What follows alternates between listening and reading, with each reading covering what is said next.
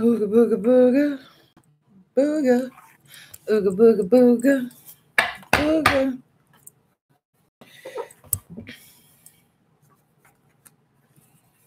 Now, let me go ahead as I'm breaking down the house before I start getting people coming in here, ransacking, and start asking me, "Ooh, can I get a reading? Can I get a reading? Can I get a reading?" I'm not giving out readings tonight for anyone. Currently, I'm not taking readings. I'm giving weekly readings just for the world entirely. The reason why I'm doing this is personal things going on with me, and we're going to leave it at that. And that's up to my leisurely. I know I said I was going to start doing tarot readings. This is the tarot readings I was talking about. I do readings for free, and that's what people need to understand. I'm good at what I do, and hopefully maybe by next month I will get back to giving readings to people, but everyone needs to take the time to considerate me and understand that I am not asking for money for readings. I'm not having my hand out telling you, hey, give me $20, $30, $40, $50, $100 for a reading. I'm doing these out of the kindness of my heart when I do give readings for people. And it does take a lot out of me when I do give readings to people. So when I have personal things going on, it is up to my leisurely and up to me to take a step back and say, hey, I don't have to give readings to people. And it's not being rude, because it's up to me if I want to give readings to anybody. It's not saying that I'm closed down completely. No. Like I said, I'm going to give weekly readings if I can, which I'm going to give one now. So I'm done explaining.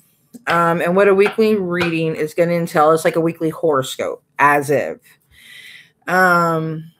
It's going to tell like what's going to happen in the week, possibly what to look out for, what to kind of avoid precisely.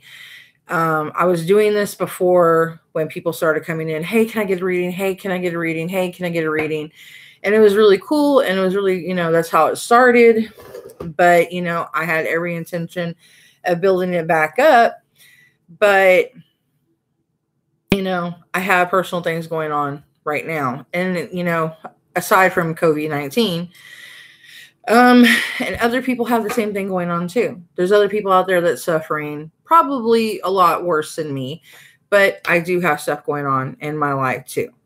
And I do intend on reading Samhain on another video. I do have stuff to teach in my group.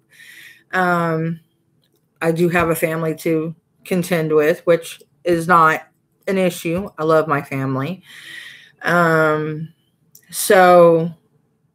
I'm trying to start a business on my Patreon and, get my pictures, my stories up there. And I'm trying to get more subscribers on this channel and trying to get more people to share me out so they can come in, see the reviews I'm doing, see the tarot cards, see, me reading Samhain, and build up my popularity and hopefully start making, a business that way. So when I people want to start buying the pictures I personally take and get more involved into my personal novels, I can start selling my chapters off, and it lands into, an editor or a publisher's lap, then they're gonna be like, hey, we want to publish you. I'm like, oh, okay, cool. Bada bing, bada boom. I already got an audience. I already got people that know my work. And then once I get the whole book put into place, I already have an audience ready to buy it. That's willingly to see the whole full works put together inside a book format. Or I could do it like where everybody can buy it on Kindle, or they can buy it on their iPad, Amazon, whatever they prefer. So I already have my goal, and things set in mind, but you know, people have to understand that this is why I started my YouTube. I started as a platform. I started it as a goal. And you know, aside from my gifts, this is also a part where my pictures, my stories, it all plays part with that, because my books, they deal a lot with they deal with supernatural things. They will be, a lot of it has fiction, some of it has truth. I diddle daddle into a lot of it, but I think it'll be different because, you know, Hollywood, they're recycling the same old shit. Part of my, you know, I cuss a lot, so I'm not going to say pardon anything. Y'all are used to it by now on my channel, so I don't have to say pardon anything. But they recycle so much. You see the same old thing. And me, the way my mind works, I see things differently. I grew up in a genre of Wes Craven, Clive Barker, Stephen King, D.N.R. Kuntz, you know, the masters of horror. I grew up, you know, looking at Fangoria, different things, and I like scary stories, and, you know, even R.L. Stine, you know, little kitty horror stuff, you know, and they straight away, I mean, I like, if I want to see a horror movie, I want to see a horror movie. If I want to read a horror novel, I want to read a horror novel. I don't want to sit there and be like bored out of my mind, because that's what I live for. I want to be on the edge of my seat, and I don't want to see reboots constantly. I don't want to see the same old recycled bonkered stuff. I don't want to see crystallized vampires that don't have no fangs. You know, I understand where Stephanie Myers was going with the story, and I reached out to her before on MySpace to talk to her author to author, and she was talking to me, and I was telling her I had an idea for her, but I stopped. I said, you know what, why am I going to help another author out? Because I'm not even published yet. And this is back in my early 20s. And I was like, you know what, no, because I'm not going to, you know, I've already helped out other people before, and I haven't got no pat on the shoulder. I haven't got no mentions or anything. I've helped out singers that have made countless albums off of my work that I've gotten no mentions off of. I've had people steal my work, make shows off of it. Pisses me off, because I've had my work out in public, which that's my fucking fault. Where, you know, I had to go back and constantly have to recycle my work. And luckily I have such a creative mind that I have the ability to keep going in and rewriting my stuff and, you know, coming up with better ideas.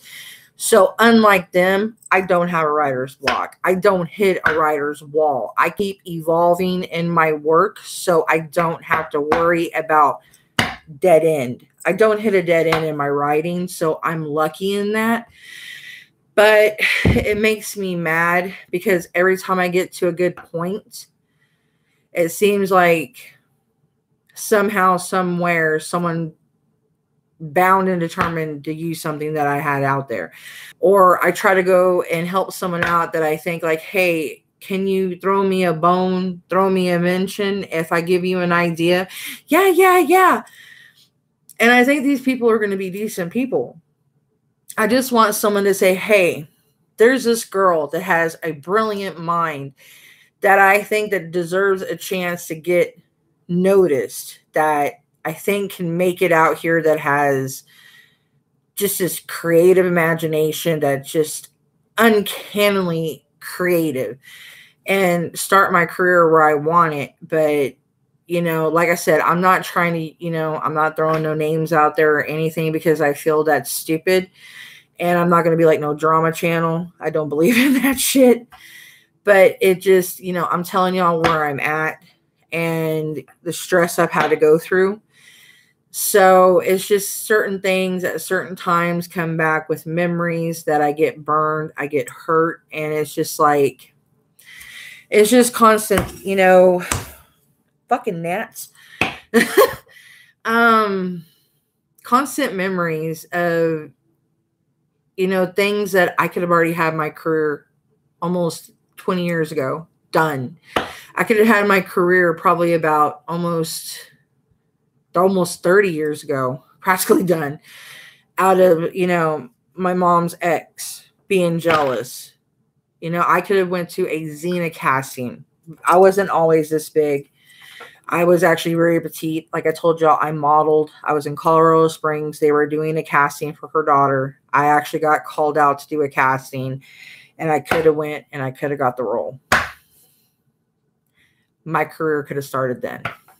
And it pissed me off. It didn't happen because my mom's now ex-husband didn't want me to go because he felt it would have went to my head. Things would have been wrong. My behavior and all this other shit. He made up so many different things to hold me back, and it pissed me off. And just to avoid arguments, she's like, you know what, Flames, just for the sake of argument, let's not. And so I've been held back a lot. And so it irritated me. But, like my grandfather used to tell me, your time will come. You shine bright like a star. Don't worry about it. You never blend in with a crowd. You stand out in a crowd. So it will happen for you. I know it will. So I have the patience. Even if it happens for me in my mid to late 40s, as long as it happens and I can do something for my kids, that's all that matters for me. I just want to put something aside for my children and my grandchildren. So, because nothing was ever set aside for me because my family was always greedy and they only thought about themselves, and it's stupid. So, yeah, it's just one of those things of never put physical belongings over your family.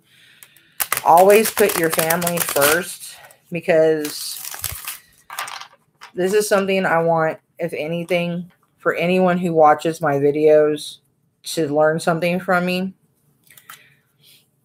A body can decay and go away and turn to ash and dust and everything too, and so can physical belongings. But physical belongings can never tell you I love you. They can never offer you warmth. They can never give you memories. They can never cook you a meal. They can never wash your clothes. They could never spend time with you, watch a movie with you, make, monumental memories with you. They can never go to your first ball game. They can never go to your first ballet recital. They can never go to your first play. Family should always come first. And little tedious belongings like a necklace, a Purple Heart, a stupid Bible, someone getting cremated, all these little stupid tedious little things should never matter. Family should always come first. And a fight over anything that's so stupid should never happen. Family should love family. And if y'all can learn anything from me, forgive, because you don't need to harbor hatred. Hatred is something that is just beyond stupid. And it hurts, but I had to forgive a lot of people in my life, not because they deserve it. I need peace in my life, because it's not that I carried anger. I carried pain, physical pain, because I blamed myself for so much things, even though I've actually physically took care of my grandparents, even though my other elderly family should have done it. I'm going to put it to y'all this way. I am the absolute youngest out of my family. I'm the baby out of the first generation of the grandkids. My family my aunts made constant excuses why they couldn't do things. And me, you know, they said that my mom and me always stayed around because we couldn't live without them. They supported us. We couldn't do nothing without them and all this other crap. My mom practically worked 3 jobs and she was going to college. If my mom hadn't been there, my grandparents probably could not afford to do what they did. The VA hardly paid my grandparents anything. My grandfather maybe made $1,800 and my grandma barely made maybe $1,000, if anything. Between 2 people, the way my grandma bought her clothing, she spent probably about their whole entire check on her clothing. I seen it personally. My family didn't see it. I did. I seen the bills that came in. I looked at the bill papers. I understood it. And my mom literally bought all the food. My mom paid all the utilities. My mom made sure that if my grandfather needed anything, she got it. My grandmother had the whole entire closets full. My grandfather only had this much of the closet. This much of the closet, guys. And she had 2 closets full of clothes. And she was still buying more stuff for herself. She only thought of herself. And then she turned around and gave literally the majority of their money to the church. And that's like half their money. She was like literally thinking she was putting a down payment on her sins for all the messed up crap that she was doing constantly. So, you know, I know this is probably a bad video to put up right now. People are like, oh my God, your family's fucked up. I just want people to understand when I say I'm having bad days, I have bad days. I deal with PTSD quite often because of the fights that I've had to hear, the fights I've had to see, the things I've had to witness from my family. It's not nice. And the stupidity, the constant stupidity that did not need to go on. And I'm telling y'all guys this so you guys can understand when I say I need y'all to kind of like chill out sometimes and take it easy. And I know there's people out there, like I said, that my life seems like tarot card flew. Let's see what tarot card it was. That's 2, 4, 6, 8, 9 of cups. I think he was upside down too. But yeah. It was pretty ratchet with things that were going on, to be honest. And not to mention things that happened to some of my cousins were pretty ratchet. But kind of stuck in the boat. My mom and me stuck around because my family really didn't want to have nothing to do with my grandparents. My poor grandfather, he loved his family. He wanted to see them probably all the time. He would sit around and cry because he wanted to go see his brothers, his sisters. My grandmother would ramble everywhere, but would never take my grandfather anywhere he wanted to go. He wanted to see his grandchildren, but because of my grandmother's attitude, none of my cousins were allowed to see my grandpa because of her. Because a lot of my aunts would forbid my grandmother on the property because of how she behaves sometimes. And that would break my grandfather's heart. So, literally, all his love and affection got put into me. And he was my father, quite literally. And my aunts got pissed every time I said he was my dad. And I'm like, you know, you guys have to understand when I say he's my dad because,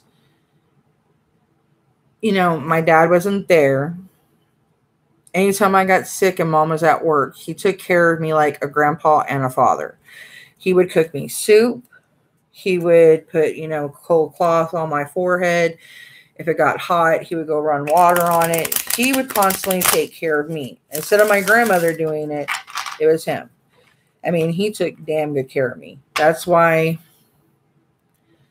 when I talk about my grandfather, it's in the highest of respect because he was the damn best man I ever knew in my life. He literally put the standard for me of what a good family member should be.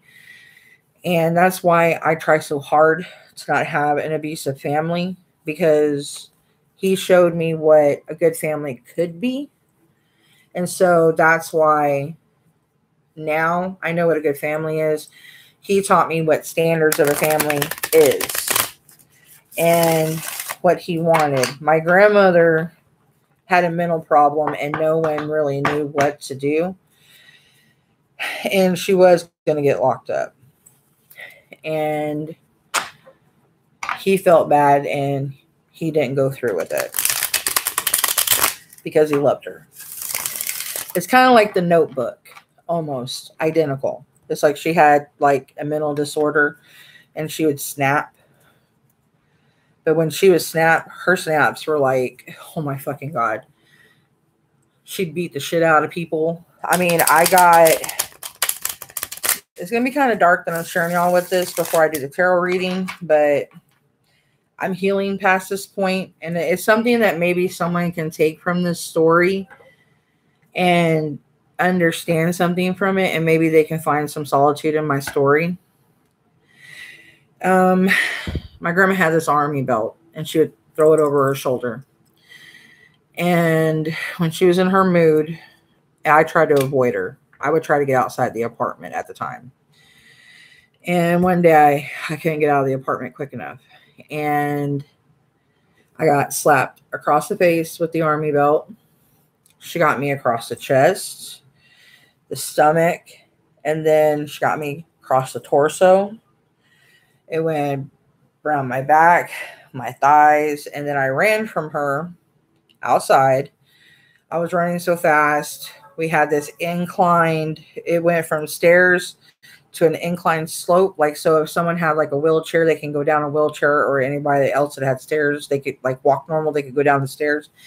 I was running so fast to go down the slope because she couldn't run that fast down the slope because she was like 60 something at that time. So she couldn't keep up with my fast ass. I slid so hard that I scraped my left side so fucking bad. And it was on a Wednesday night to go to church. And I was sick on top of it. I had an upset tummy. I wasn't feeling good. I was actually running a fever. I got sent home from school. And just because I didn't want to go to church, the devil was in me. She was going to beat the devil out of me. And a lot of people are going to be like, well, don't associate God with your grandma's sickness because, God was just absent from. No. Honey, no. We're not going there.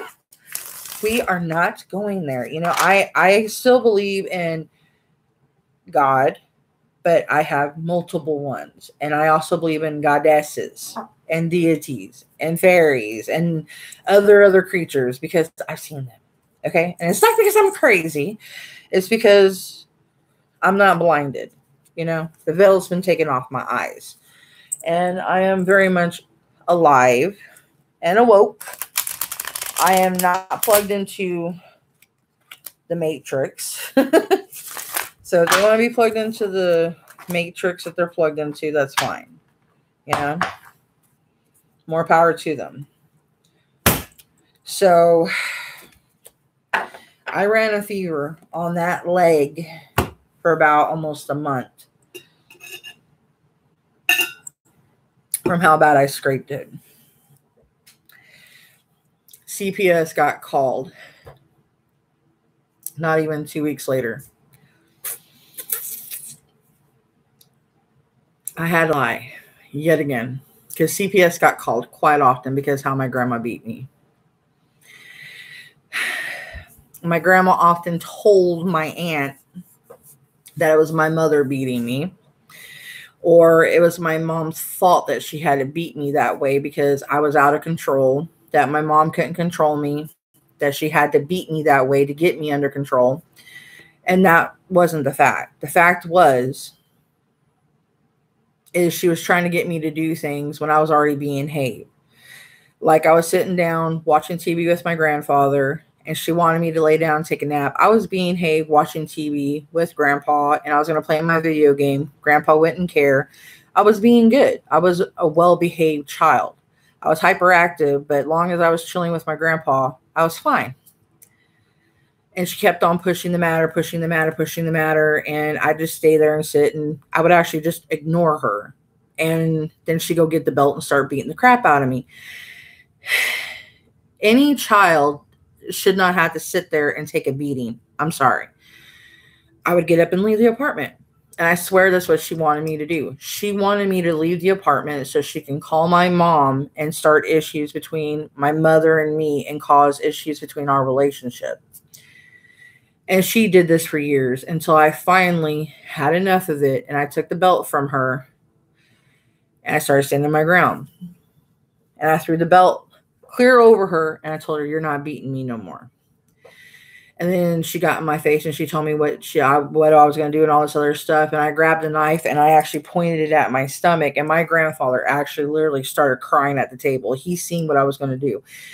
And I told her, I said, "You don't leave me alone. I am going to kill myself. I would rather die than be in this house." And she goes, "I'm going to tell your mother you pulled a knife on me." And I said, "You crazy dumb bitch. I'm threatening to kill myself, you stupid whore." And she goes, "What'd you call me?" I said, "I called you a stupid whore." I said, "I'm threatening to kill me, not you. Why would I kill you? I'm wanting to die because you won't quit beating me. You go and tell my mom that I was threatening to kill you. I will show her what I'm doing," because I literally had the knife like hard in my stomach and I was actually bleeding. I said, "I have the proof that I had the knife on me because I am bleeding right now. Go lie to my mother one more time." I said, "Go lie to her." I said, "Grandpa sees." And it was so volatile at times. And my mom, that's why she got with her current ex-husband, because she was trying so hard to get us away from them. And that's what my aunts didn't understand. We stayed with them to help them because my grandmother did not know how to properly cook for my grandfather. It was her fault when my grandfather had a congested heart because she always made, I mean, she put grease in the pan and then she cooked him bacon. Bacon has natural grease. You do not need to put grease in the pan to cook bacon. Okay, guys? You don't need to put grease in the pan to cook sausage. Sausage has natural grease. Everything she cooked grease in. She cooked them hot dogs all the time. Okay, the poor man needed vegetables. He needed more healthier stuff. He needed high grain fiber. You know, when he came and lived with us, he lost a lot of weight. He started looking healthier. He was actually on oxygen. She actually messed up and got him taken off of his oxygen. It pissed me off. I try to keep him on his oxygen. And then she got mad because she was sitting there throwing a fit. And my grandpa's like, "Evelyn, is there anything else you can mess up for me?" He goes, "I needed my oxygen." He goes, Flames was trying to keep me on my oxygen. And it's just like, my grandmother was so sick. And my family avoided her so bad. And then when she died, it's like everybody took it out on me and my mom. Still. And they kind of like blamed us for the end. And it's when it starts getting closer to her birthday and it's getting closer to her birthday, I start getting kind of more like, I want to go into a reclusive, like more like hermit mode, if you would, because it's like I loved her, but then at the same time, I didn't understand what made her so sick and why my family just didn't put her somewhere where she needed to be. You know, the way I feel is someone's that sick and someone's that ill and someone is causing you that much pain. And I'm telling you all this right now before I'm almost done.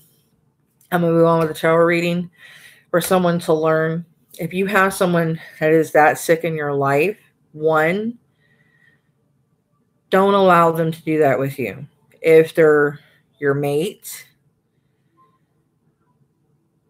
you need to get out of the relationship. Okay? That's unhealthy. I don't care what excuse you come up with. It's not a good relationship, and you don't need to put yourself through it. I seen what my poor grandfather went through, and no one needs to go through that as a lover and a husband or a wife. If it's a child that has an elderly person that's sick like that, and I don't care what your family says, put them in a home. Because I'm having now even more so health problems because of the issues that went on at that time. I had injured my back from picking her up from the stupid crap that she's done. I've injured my hip. I've injured my legs, both of my shoulders, even though this shoulder got injured more so from me falling. But the thing is she should have been put away a long time ago because she was not right. And if anybody is that sick, you should not feel guilty for doing the right thing. I do not care what sort of excuse that anybody makes for trying to make you feel guilty for doing the right thing. They don't have to put up with what was going on. They did not see. This woman was possessed. Okay? Possessed. And she literally had evil just pouring out of her. And I'm still healing from all the negativity that she brought into my family. I mean, my kids both have PTSD from her screaming and hollering. And I mean, she had my kids both literally cowering in corners, covering their ears, crying as children. I told my mom at that point, my boys were no longer going near her. I drew a line. That's how far it had to go. She got mad. She goes, "Why aren't you bringing the boys to see me?" I said, "Because you're acting like a freaking idiot." I said, "I'm not going to have you do this no more." I said, "You want to sit here and scream and holler. You want to sit here and show your ass. You, for one, have already gave my kids PTSD. Thank you." I said, "I told you that what you put me through, what you put your kids through, what you put my cousins through, you were not putting me through. You were not going to put my children through." And I said, I was bound and determined to make sure that my kids had a better existence than I did, because I wasn't supposed to have children, that if I did have children, they would have a better life than me. They've had a better life so far, but they've had to relive some of the things that I didn't want them to relive that I had to go through. I did not want them to go through some of my footsteps. I know sometimes you can't help that, but those are some of the footsteps that I did not want them to have to take. I did not want their feet literally standing right in my feet prints. I did not want that, especially those feet prints, because those are feet prints that literally make you question relationships. They make you question people. They make you question yourself. They make you question everything. They make you even question reality at times, because you don't even know for yourself if everything is right, because you just feel so empty. You feel like there's this void inside you that's just gnawing at you, because this person has literally robbed you of everything. They literally stole your innocence from you and put this big swallowing abyss inside you now. And that's why I literally had to forgive everybody. I had to forgive my mom's ex, which was definitely hard. My grandmother, which is definitely the hardest step. My aunts, which I could literally skull punch the crap out of all of them. My cousins, which a few of them I could pimp slap like Rick James. But you got to do it for the betterment, because you can't sit here and hold on to those and expect to be a better person and do the right thing having the negative in you. I have, painful memories still, yes, but they're there to remind me that what I'm working for ain't in vain, that the forgiveness that I'm giving, the goal that I'm moving towards is not lost. So that's what I'm working towards, and that's what I'm trying to. That's why this long overboard story for is to help somebody else out. And I hope it does, because I know forgiving someone, especially if it's something really, really, really, really, really horrible. And like I said, the one, my mom's ex, is the most horriblest one. But eventually the karma is going to get caught. And when it does, it's going to be fun. But if I harbor onto all of that and I hold on to all of that and I just let it keep stewing inside me and I just let it stay there, guess what? I'm letting them win and I'm making myself sick. And it's not good for nobody. It's not good for my family. It's not good for my friends who come see me. It's not good for anyone that I love and I cherish. And it's not good for my health. So I hope this helps someone and I hope it benefits someone. And I really, I hope the story does help, because it's taken me a lot to forgive. So, someone who's stuck in the same rut that I was in, I hope my words encourage you to take that step.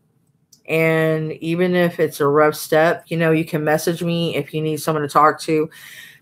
I can give you my Facebook. You can message me and, I can help guide you.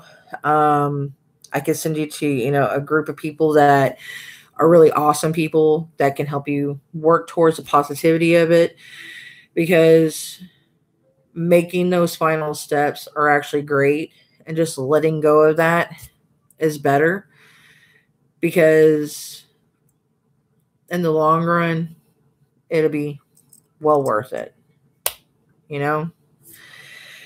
Okay, long story over, 37 minutes of it. Okay, so 3 card spread for the week. Okay, so first one will be from the week is what to look out for in the week. And it is the Emperor upside down. So let's go see, what are we looking out for in the week? It's just a general week reading. I did the intro at the beginning. I'll start doing readings probably for people again starting in about 3 weeks to a month. I'm just taking time off, personal issues, but you can check back with me. My friend Tarot with T, she does readings quite often, and she's a really good one. If you don't want to wait, she's one that I really trust. She's my buddy. I highly suggest her. She's actually really gifted. I also have another friend. I don't have my phone near me to let you know which ones they are. But if you want, to, be patient and wait for me about like 3 weeks, or I might do it again sooner. It's just depending on how I'm feeling. I'm just having a rough go, so I'm just taking a break from giving just everybody a reading. I'm just doing a general world weekly reading to make it easier for me, so I can just get my shit together. If that makes sense. Is that cool? I hope so. And you can like and subscribe to my channel, and click the bell icon and see when I upload, so you can, get notified on when I do stuff, because I do live, and because like I do different things. I read Samhain, I do the tarot, I do unboxings, different things like that. My readings are generally free. Tarot with T, I know she charges. A lot of my friends charge. I'm the only one who really does it for free. I don't know who else does it for free. So there's that. So, you can check around. I'm not 100% sure, sweetie. So, yeah. So, yeah. I said that like 3 times. So yeah. My verbalization, my grammar is sucking right now. Thank God there's not a grammar Nazi floating around. I would be shot. Okay, so the Emperor upside down for what to look out for. And this is Major Arcana. And this is the Emperor. Emperor, Emperor, Emperor. Upright. Authority, structure, control. This is reverse. Tyranny, rigor,y and coldness. Definitely something to watch out for.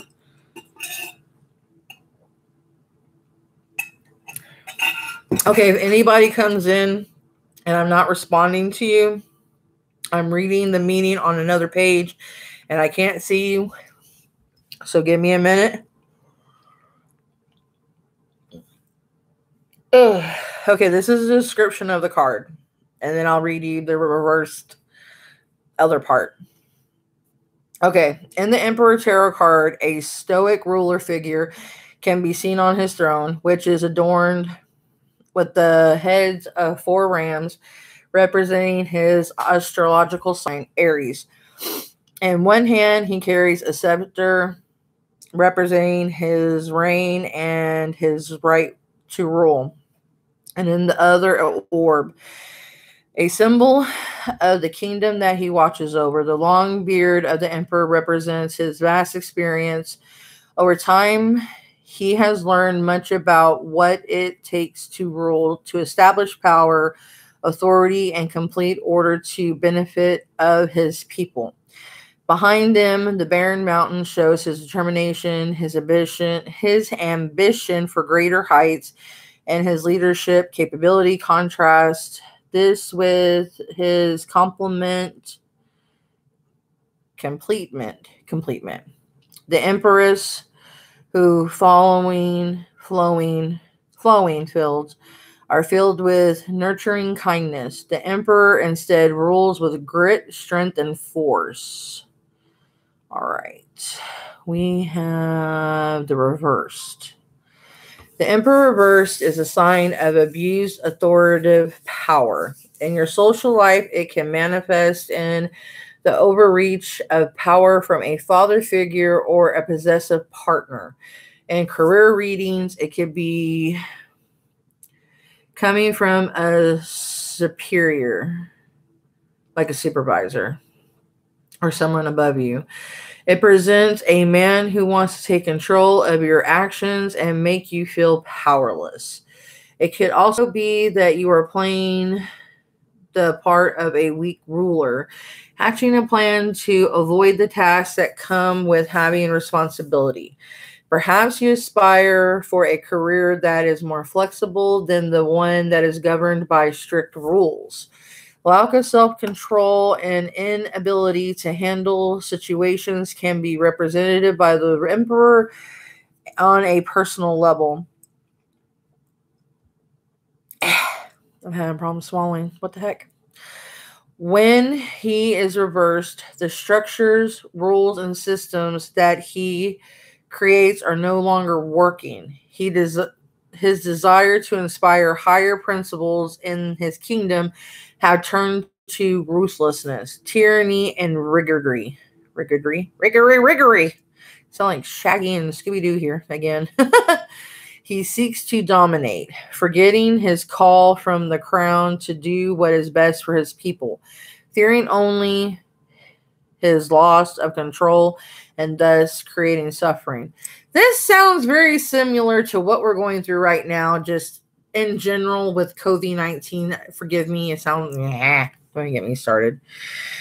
Okay, reverse love meaning, power struggle, competitiveness, overbearing partner. Reverse career meaning, low concentration or focus, bureaucracy. Yeah, definitely bureaucracy. Bad boss. Yes, we have a big bad boss in the fucking White House. Yes, bitch. Reverse finances meaning, not disciplined about money, out of control finances. Yes, we're out of control finances. But it's not in the bad way. It's because, people pay attention to different things, and I'm going to behave. Behave. Okay. Let's move into something saucy. Yeah. Reverse Emperor Tarot love meeting. Okay, let's move away from me trying to dog Trump.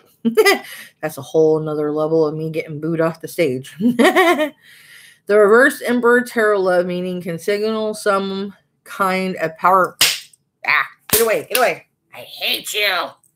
It's okay. I'm allowed to hate bugs. There's nothing wrong with hating gnats. Gnats are the demons of spawns, okay? Spawns of demons. Yeah, spawns of demons. Okay. Okay. I seem like I'm on crack right now. Okay. The reverse Emperor Tarot love meaning can signal some kind of power struggle or a fight for dominance when it comes to love and relationships. Instead of coming together with different ideas, there may be competitiveness and a desire to just be right. Those relationships, that's what I was just talking about right now. This card can also signal an overbearing partner, whether it's you or your other half. Be careful that you don't give up too much of your personal power or repress who you are in order to be in this relationship. Alternatively, this card can also signal difficulty emotionally connecting in your relationship or potential relationships. Career meaning, reversed. This is all reversed, okay? And if you're in here and I'm not looking at your talking to, it's because I'm reading the definition of the card, because this is how I always do tarot. And if you're waiting for me to talk to you, I'll give you your answer in a whole hot second. Just give me a minute. Okay, the career meaning. Without focus or discipline, your work may start to falter. If you've been lacking these qualities in the workplace, you may notice that it is taking a toll on your projects. Sometimes this card can also suggest riggedy, rockety, and bureaucracy. In your work environment, this may stifle your sense of creativity and motivation. Since this process needed to do anything have been tedious and frustrating. At worst, the reverse emperor can point towards a senior employee or boss that rules the workplace like a tyrant. Should this be your situation, it may be better to start looking for employment elsewhere. Finances meaning. You may feel like your finances are out of control right now. The reverse emperor can suggest one's inability to properly deal with one's financial situations. Sometimes it can also suggest lack of discipline when it comes to spending. I'm having that problem right now. So yes, this is very true. If the former is your case, they need to retype this. You may want to find a professional that can help. As the latter applies instead, you really need to take a closer look at your earning versus what you're spending and to cut things out. Ooh, Miss Scoozy. Okay. So basically, what it's saying, everything is really to avoid is, like, if you're having a really tough time at work with people that are bullying you and your boss is being like a pain in the ass, or you're having a supervisor, like if you're going back to work right now with COVID-19 and just as everybody in general, try to find a different place of work, because especially right now with COVID-19, your health should be more important. They're rushing everybody back to work right now, especially. So avoid, putting your health last. Financial issues, especially with COVID-19 and everything playing right now. Be careful with your finances. Budget your financial issues as much as you can, because our finances right now are still crazy as ever, because dealing with COVID. And, they even now have the Kawasaki. And I'm sitting here like, what the fuck, Kawasaki? I'm like, what's next? Soy sauce? And then we're going to have hot sauce. And then we're going to have, you know, the Honda. I'm going to be like, oh my God. Anyway, the love life, more than likely, it's because everyone's stressed out because of money, situations, the stress of paying bills, and it's just overall people are stressed because they're stuck inside the house, the quarantine, and avoid trying to fight with your partner. But if you're having if you had an overbearing partner anyway before this all started happening, you need to break your chains. You know, you need to learn that in any relationship, I feel that it should be 50-50. You know, I feel that money right now, I don't think money should be the main focus in any relationship. What I think should be the main focus in any relationship is emotional boundaries, you know, respecting each other, not cutting each other down. Because like my husband and myself, I do not cuss at him. You know, that's one thing that most people freak out about us. I do not raise my voice at him. If I even start getting stern with him, he's like, hey, what's wrong? And he knows automatically something's wrong with me if I even start raising my voice just a little bit to him, because that we have that much good, you know, we have that much good of, you know, quality of communicating with each other. And through the years, yeah, I get a little upset with him and I go a little bit higher with him. And once in a blue moon, I have called him an asshole. And that's out of my character, but sometimes he can be. And I got to bring him back to reality because he's hanging out with more guys now and he's getting that guyish attitude. And he needs to be a guy, you know, and he's hung around a lot of girls a lot. So I'm not saying, you know, he's a pussy, and he's not. He is a guy. Believe me, he's an alpha. But he's hanging out with a lot of guys, a lot. And they're like fishing and playing with rifles. And I'm like, oh God. These are like really butch dudes. And I'm like, these are like guys that I would actually hang out with. Because I'm a tomboy. So and literally he and I would hang out with the same people anyway. But he's getting that kind of persona and it kind of trips me out. So I sometimes had to bring him back because he gets kind of silly with me at times. And he's like, hey, I'm like, what were you just doing? He's like, my bad. No, okay.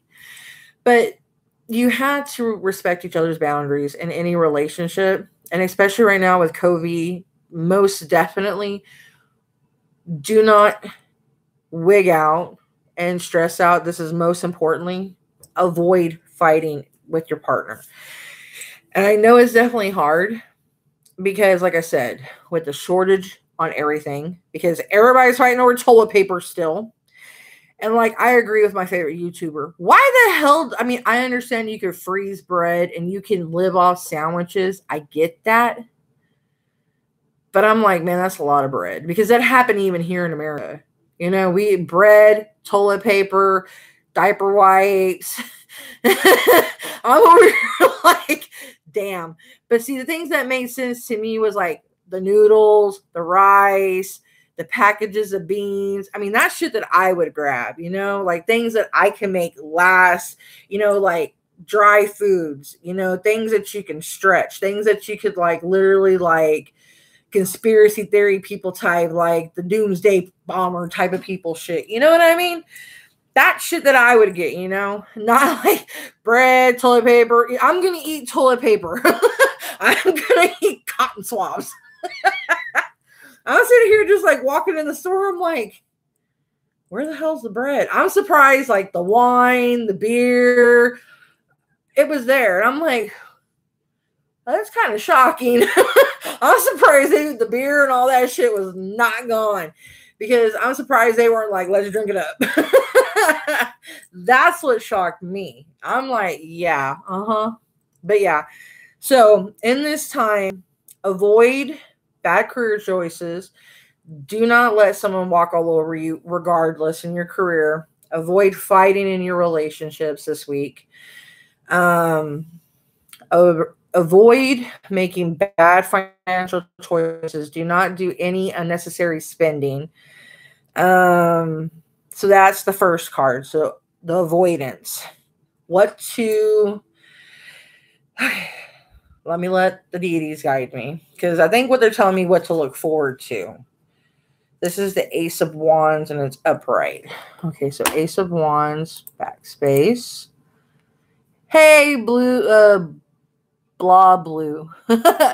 What's up? Okay, so Ace of Wands. This is Ace of Wands.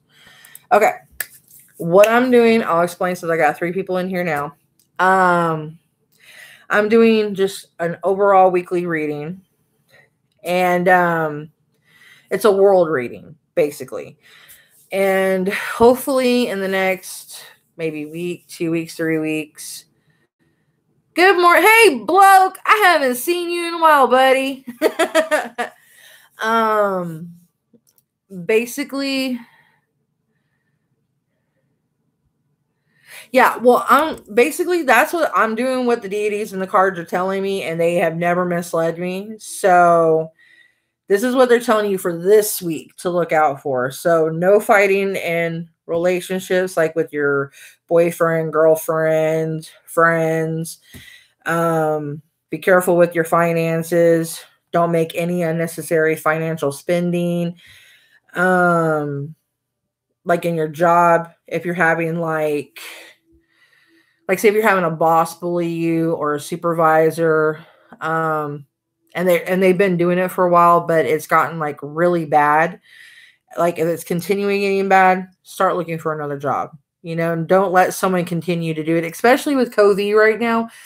You don't have to be working, because honestly, I feel we should, and I know a lot of people might be like, oh my gosh, I feel we should still be on quarantine, because all of a sudden we're still having deaths, we're still having cases brought up, but they're going to take certain states off. I'm in Texas and we're off of quarantine, and we've actually had stores closed down because we have people that's been in there with freaking COVID. Oh yeah. Fighting with family. No fighting with family. Try to avoid it. I know it's hard, but the best thing you can do if a fight does start is, oh God, you poor thing. I am so sorry, Blue. Oh my gosh. I know one of my favorite people is out there in California, Jeffrey. I know quite a few people out there that I adore. So I'm sorry, sweetheart. Y'all had it so bad. California, New York. Oh my God. That's good. That's good. But yeah, best thing to do, and it's what I've done with my family, and is I'm kind of now the mediator with my family. I kind of taken over my grandfather's role, which is really kind of crazy because I have a hot temper. And I'm learning now, and I've even made mistakes on here on YouTube. Just the bloke has seen me lose my shit. And I'm learning not to do it because I'm a Scorpio, and I have a very bad filter quick like that, like a very short. So I'm trying not to do that. So yeah. But I'm actually really sweet though. But my temper, the reason why it goes off is because I'm a really nurturing type of person, and I have a good heart, and I'm trying to prove the fact. And it's like no one's hearing what I'm trying to say, and they're perceiving what I'm saying as a wrong thing, and I meant it as a good thing. But I went and retracted it and apologized for it. And and I've actually done good by what I've meant now. And I'm stuck by what I said, and I haven't went back and done anything wrong now, and I stayed by it. So, and I've learned that I'm not going to make any silly mistakes no more because I got goaded into something, and I'm not going to go spiel, but it's actually taught me more lessons.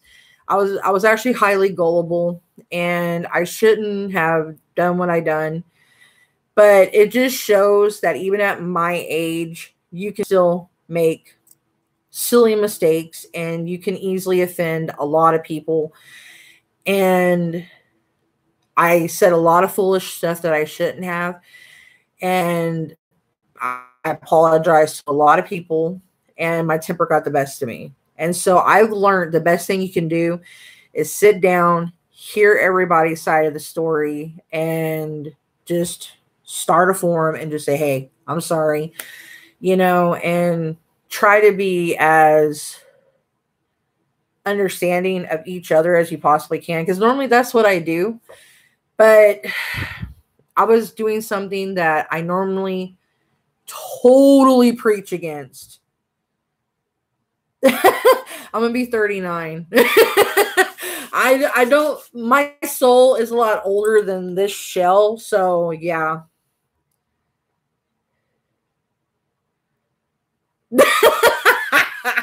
You're a moon and rising Scorpio too. Cool. Awesome. So yeah.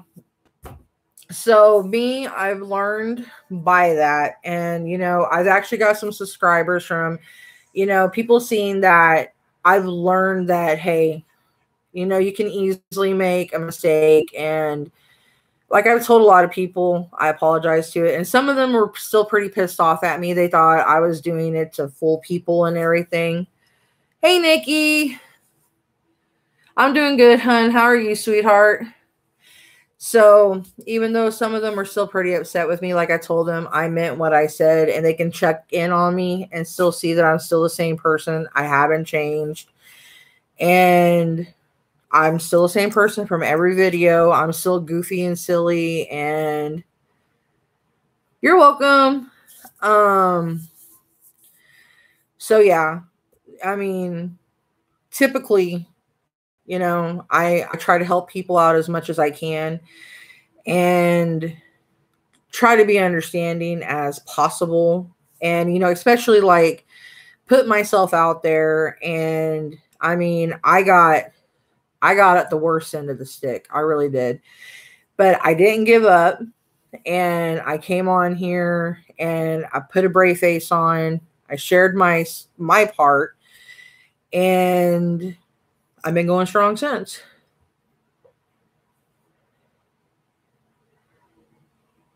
Yeah, life can be stressful, but the way I see it, life is good too. Because with stress, it also comes with the gifts. So that's how I see it. Because, I see that it's, I see glass half full, not half empty. So that's the way I try to see it all the time, because I struggle with the depression. So I try to pick myself up because I was always so optimistic when I was young, even though I got bullied. So I was like, you know what? I need to still be happy. I need to be happy. I need to be the dandelion. I need to be all hee hee hee hee hee, even though people are like, bleh, bleh, bleh, bleh. And people are like, why do you always laugh? Because I'm like, because y'all are always so like, eh. Do you know how funny y'all faces look? You're a bitch. Pop. I'm like, y'all faces look funny. I can't help it. Like, what do you expect me to do? Sit here and just be quiet? I'm like, y'all are sitting here scoffing, I'm sorry. That's very true. Sky's the limit. That's why I told my kids the same thing. My oldest is going to college right now for being a chef. My youngest is wanting to be an auto mechanic. He wants to work on foreign cars. Like he wants to work on Bugattis, Lamborghinis. He loves loves Bentleys and Bugattis and Lamborghinis. So that's his dream. And then they also want to open a gaming restaurant bar because I kind of gave them the idea and they fell in love with it. So my son's going to be the chef there. And, they're going to have different things going on. So I'm not going to share too much of the idea because I don't want someone stealing it from me, but I kind of gave them kind of the thing. And I was like, hey, I can be the hostess. They're like, hell yeah, mom. So I was like, yeah.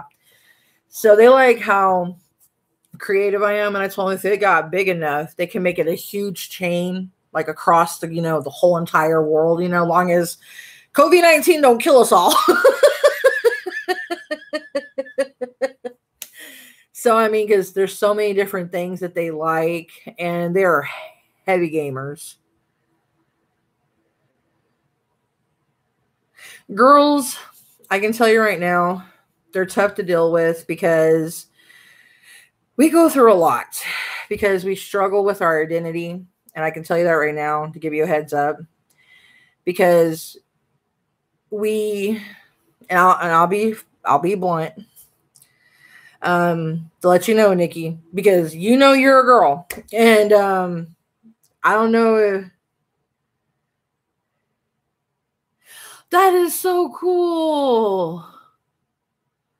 I actually wanted to be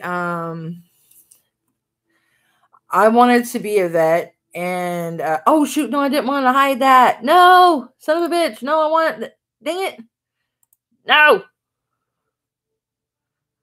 I was sorry, Blue. I was gonna let that. I don't know why that censored that. That was stupid. But some girls are sensitive, yes. That's because we have a lot more, believe it or not, we get more testosterone and it makes us more sensitive. That's what's weird. And if boys get too much estrogen, they get more sensitive. It's like switched. It's weird. But like for me, I got too much estrogen. I think it's estrogen or so, because I was actually a twin. So I'm a little bit more unique, I guess you can say. I kind of absorbed my twin by accident. I didn't mean to do it. I absorbed my brother in utero, so he was too young. So I actually have my brother with me. So at times I get more guyish, and it's because of my brother. So that's why I'm more butch. And that's why people are like, oh my God. I'm like, well, you know, I was a twin, and not too many people know that about me. And I kind of figured it out on my own. And not too many people on my dad's side of the family knew that I was a twin. My mom kind of kept it a secret, and I kind of figured it out on my own because I was kind of reading books on it. And I kind of asked her, I was like, I was a twin, wasn't I? She goes, how the hell did you figure that out? I was like, I've been having dreams about my brother. And she's like, you have? I'm like, yeah, I saw my twin. And weirdly enough, twins run in my family a lot. So I have a twin brother, and he's kind of in here with me. He kind of saved my life, because if he wasn't with me, I probably would have died, because my mom carried me so low. And the doctors were telling her she probably was going to lose me. So they wanted her kind of to take it easy in her pregnancy. And I mean, she literally, like, I was like down in the gooch. I was like hanging low. Hey, hey, hey. And my mom's like, girl, get your ass up here. And I'm like, no, I like it down here. It's really warm. It's like squishy, and I like it. And she's like, you stupid brat. Don't ask me. I don't know why, but I liked it there. It felt like a warm Gucci waterbed, and I'm like, yes. So yeah, but girls sometimes, depending on what's going on with them at school, Nikki, you gotta watch it, because like when I was at school, I was getting bullied left and right with my identity. I mean, I went from 50 million things of changing my identity. I went from the whole skater look, where I shaved like the whole back, which I kind of miss that look, where they pulled the hair up, and like the girl from The Crow, where she had it shaved underneath, because I was a skateboarder and I did roller skating. I did the whole cowgirl thing. I'm still a rocker. I still like, you know, I do rocker, goth, grunge, kind of with even my witchiness. I did the punk. I love cyberpunk. I mean, I even did like the whole soft, tame. I tried to do like a pink lady thing from Greece. And the girls at school didn't let me, so I beat the shit out of all of them and damn near got expelled. And I normally did not like fighting girls. I fought boys. I did not like fighting girls, because fighting girls, I always felt like it was a weakness to me, because it's like they couldn't beat me. But then when the girls fought me, I let them win, because it's like they couldn't really hurt me. So I would just literally like fall down and just let them do whatever and roll around and like, you win, you win. Oh, ow, ow, it hurts. And, you know, because I weight lifted, I was in karate, I did different things. I could hurt them bad. I mean, because I literally beat the shit out of guys. So it's not nothing I'm proud of, because I shouldn't be proud of it. You know, because it's like things that I heard that my mom went through with my dad. It kind of made me dislike boys for a very, very, very long time. So I took out my aggression from my dad not being there and the way my dad talked to me on the phone. I took out a lot of my aggression on boys. So any boys that came near me, talked to me, anything, it affected me really bad. So finally, when guys actually would compliment me, I thought that they were making fun of me. So yes, dreams are getting so weird now. Yes.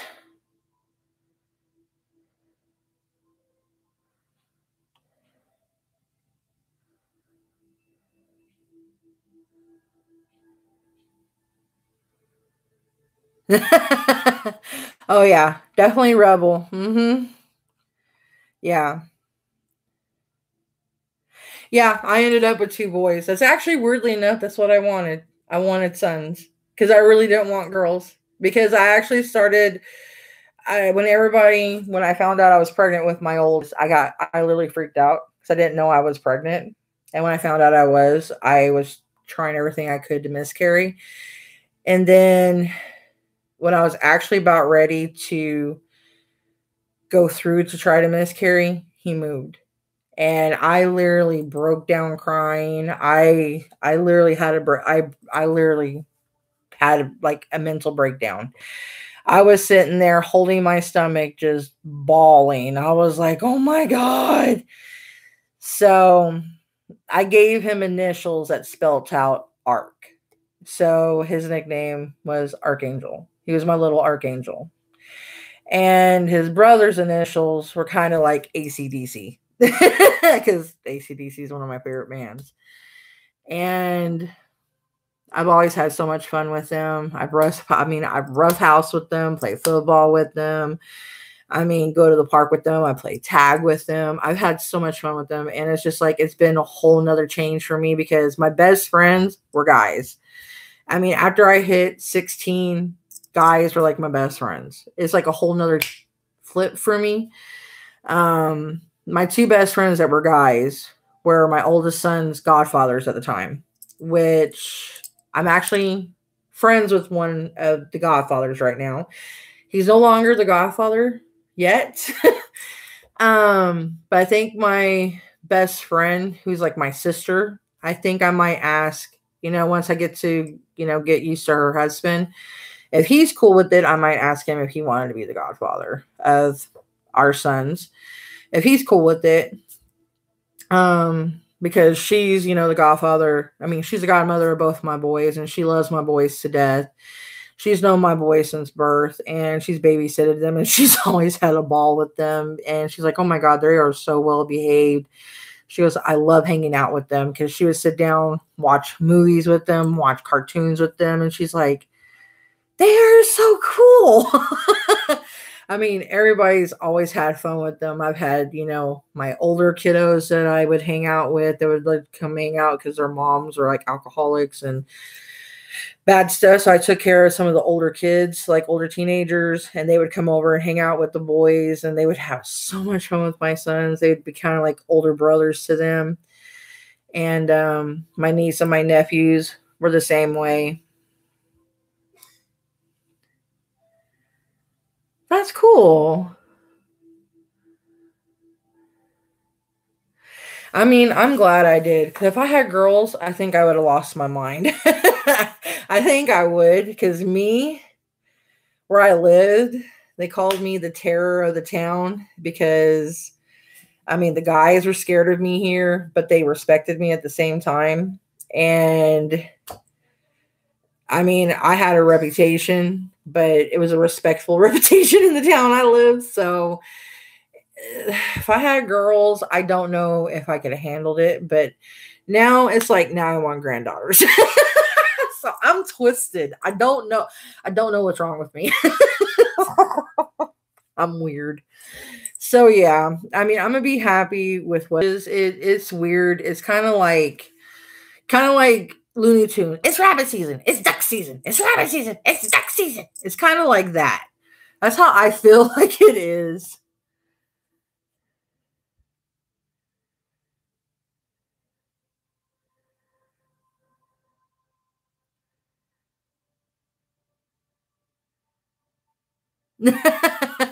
Actually, I was wild up until I think I had my moments where I was wild and calm. It went and goed, but I think when I got my alcohol poisoning, I got it when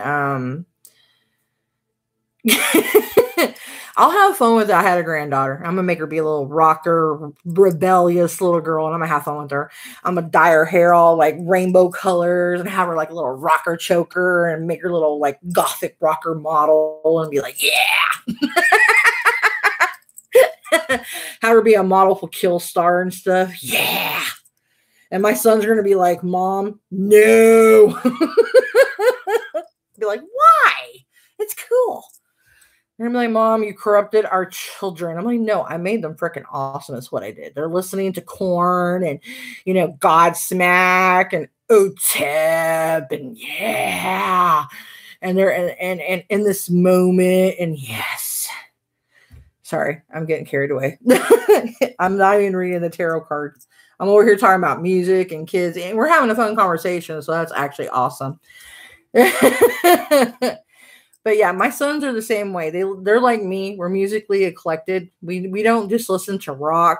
Occasionally I listen to different music, but if it gets too crazy, like on the hip hop and the rap and stuff, I don't listen to it. Like it's too ghetto, I don't listen to it.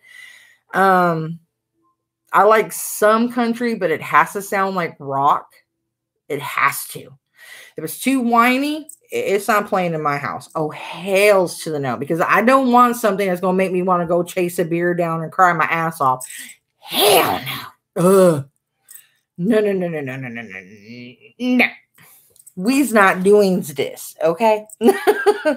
That's a no. That's a Mm-mm.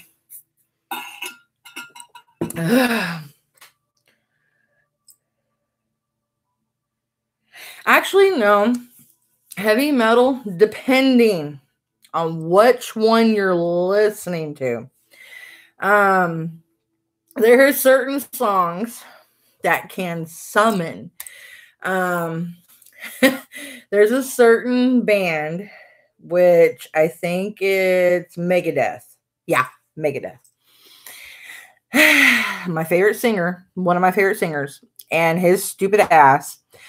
It was actually on one of his concerts that he did. It was a new song he did, and he was performing it live on stage. And it was a ritual that he was summoning a demon on stage, and shit attacked him on stage. And it's actually on VH1 Live that he was showing it. And I was like, you stupid ass. And I knew what he was doing because I know some of the more darker stuff because he was doing some stuff in Latin. And I was like, oh, no, dude. Because he's a dude with the long red hair. And I love Megadeth. I love Pantera. Like Metallica, Iron Maiden, Judas Priest. I mean, come on, 80s, Yeah, I think he was because he said he was pretty wrecked. And I was like, you stupid ass.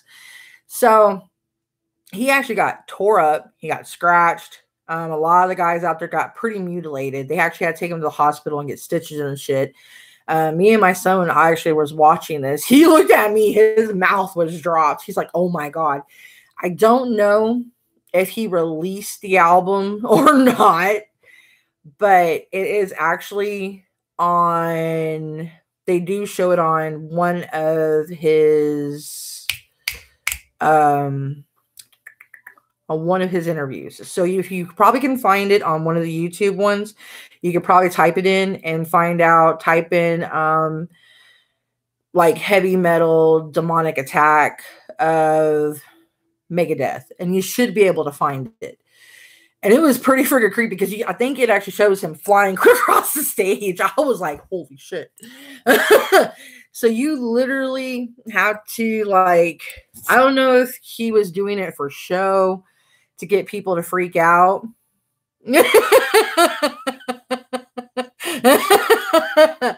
So I don't know if he was doing it to get like people to, freak out, or if he was like really fucked up.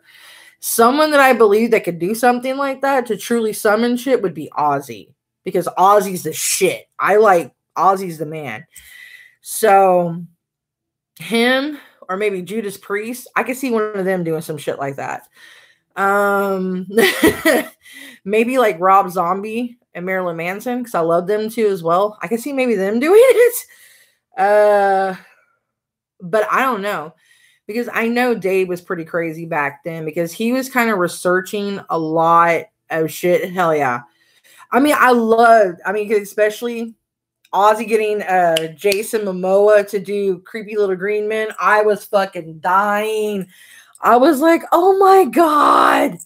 That shit was awesome. That shit floored me. And he was sitting there saying that he wanted Jason to play him, like if they ever did like what is it called, like a documentary on Ozzy. And I'm sitting there like, you're gonna have a fucking Samoan man playing a British man, and then Jason was doing his British accent. I was like, oh. I was fucking dying. Okay, bloke, I'll see you later, buddy. You be safe. It was good seeing you, sweetie. Okay, guys, so I'll get back to the weekly reading. If anybody wants to know the first part, just let me ask and I'll let you know. So it's something you can look out for. So if it's something that's going to happen, you can keep an eye out, because this is literally for everybody. Because the first part, it does very much coincide with what's going on. The second part is Ace of Wands, and it's something to look forward to, and it is upright. So let me go ahead and which one? Creepy Little Green Men?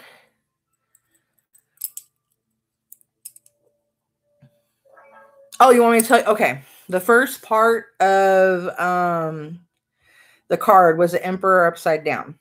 And what it means is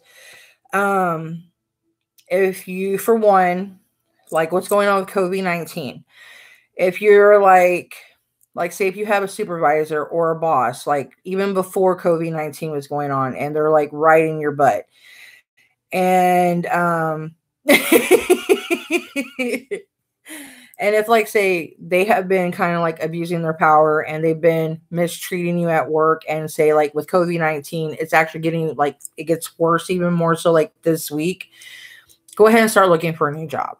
Because it's like, it's not going to get any better. And especially like, say, if you're going back to work and you're putting yourself in the line of fire, because especially with like the virus, it's not gone. It's still here. It's mutating. It's only getting worse. You don't need to get abused at job. You don't need to, have anybody just, taking advantage of you, talking crap to you at your job or anything like that. So if someone's abusing you at your job, go ahead and start. Don't quit until you know for sure you have another job lined up.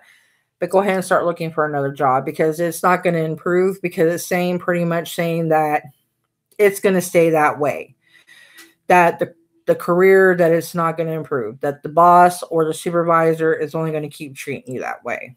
Now for finances, it's saying do not make any unnecessary purchases that you don't need to, that kind of budget yourself, because like things are tough, things are sticky, things are hard right now, especially like with what's going on right now. I mean, I was making jokes about people are eating toilet paper because it feels like that's what they're doing.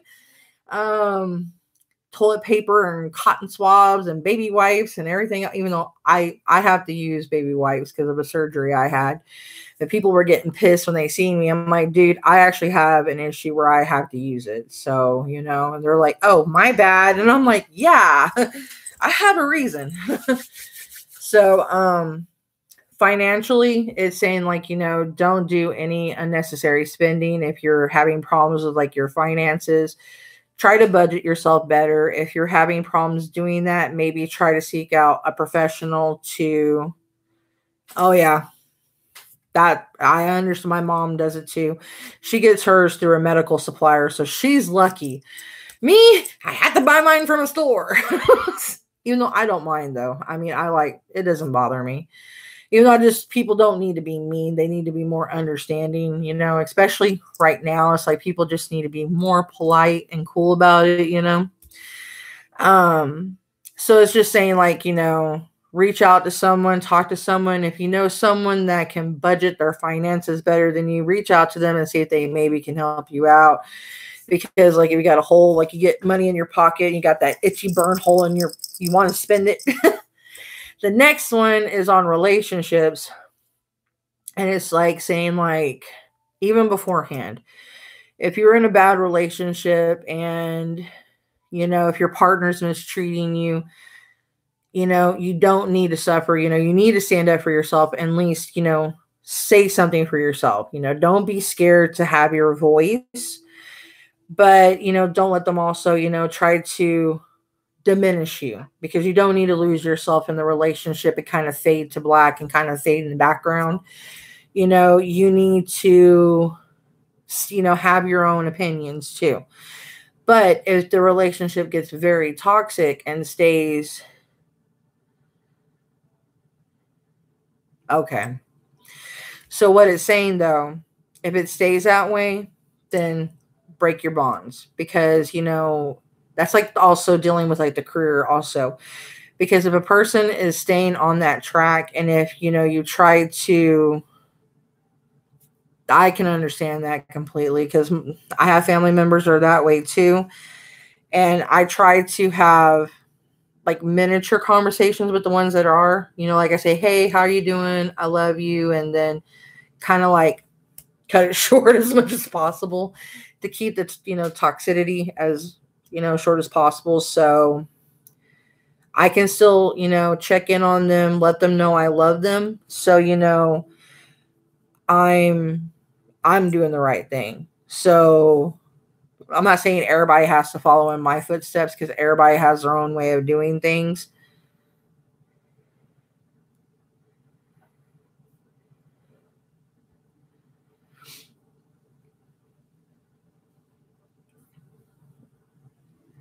My mom did the same thing with her current ex too, and she actually feels relieved because she was with a narcissist, and he actually was trying to literally, one, he was trying to kill my mom. Secondly, he was actually trying to get me to literally walk out from my mom to where I wasn't in her life at all. So, yeah. So, I mean, when you're in like a very bad relationship and you have to think,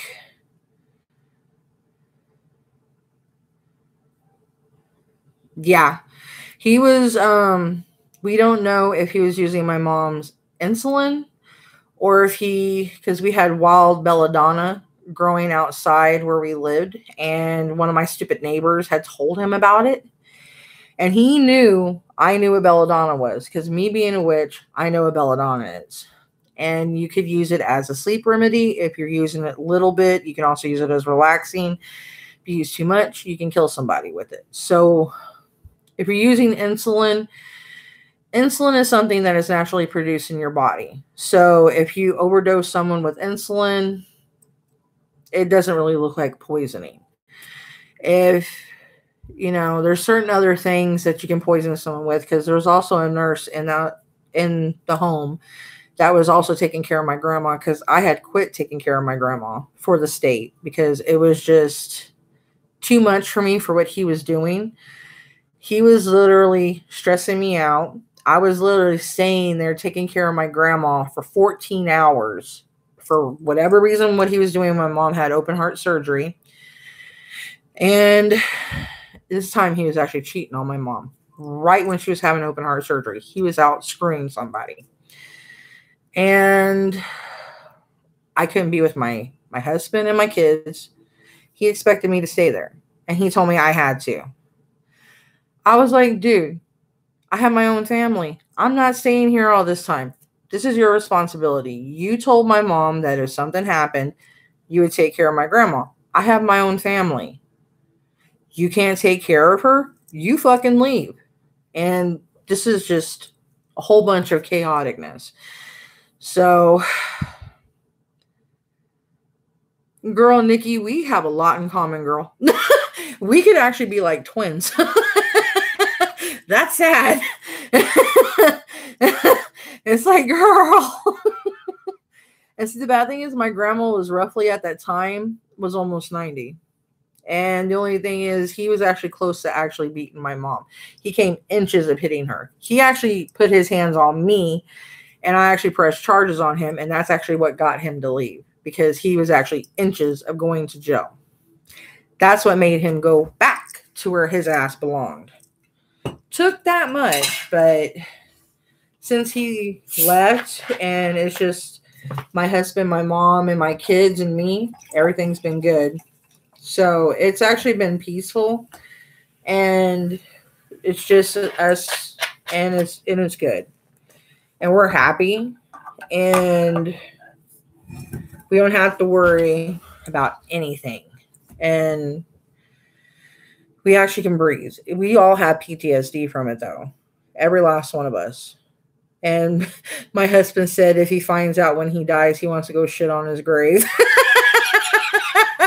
He wants to get the nastiest diarrhea and go shit on his grave. And I was dying laughing. I was like, oh my God. I was like, you're so wrong. He goes, I'm going to stand there and just shit all over it. I'm like, oh my God. I'm like, yep. That's my man. He had me dying. I was just like, baby, you wrong. He's like, no, he deserves it because he's a piece of shit. I was like, when he said that, that actually cheered me up. It made me feel better because I was shaking. I mean, I didn't know if he was going to come back because he always did this thing of leaving, coming back, leaving, coming back, leaving, coming back. And it's just like we were always under that little thing of he's going to pop back up. He's always going to pop back up. He's always going to come back. And it's just like,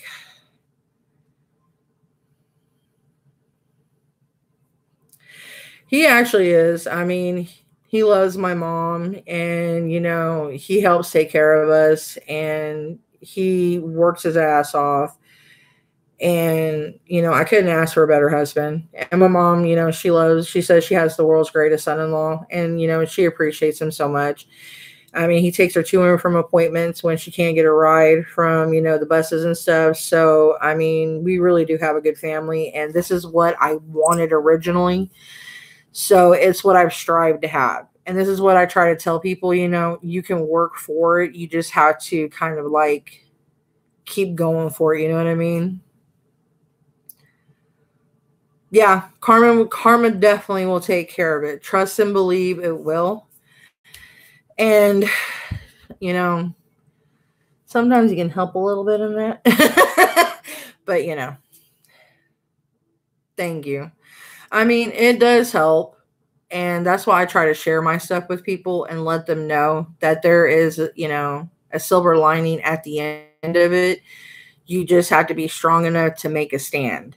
And you have to have that confidence to make a stand. You know what I mean? Yeah, it's difficult. And you always have that phobia and fear sometimes. Like if I see his favorite vehicle sometimes, I start freaking out still. So I still, like I said, I forgive him so I can have peace of mind.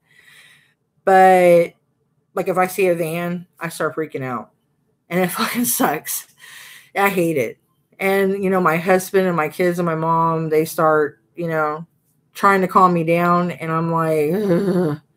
And see, that's what I was talking about earlier, too. There's people that have it much worse than I do.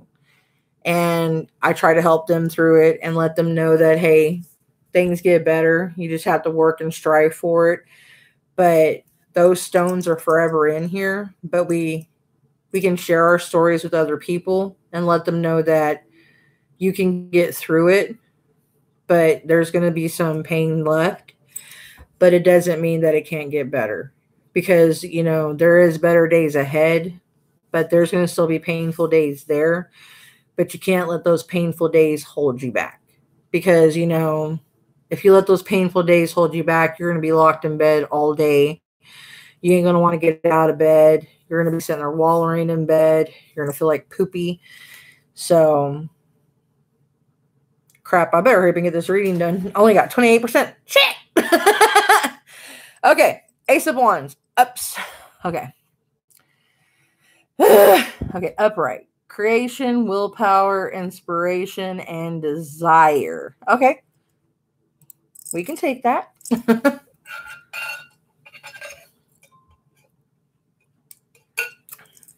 Okay. Wet the whistle. All right. Inspiration, creative spark, new, innovative, new passion, enthusiasm, energy. This is what you guys have to look forward to also this week.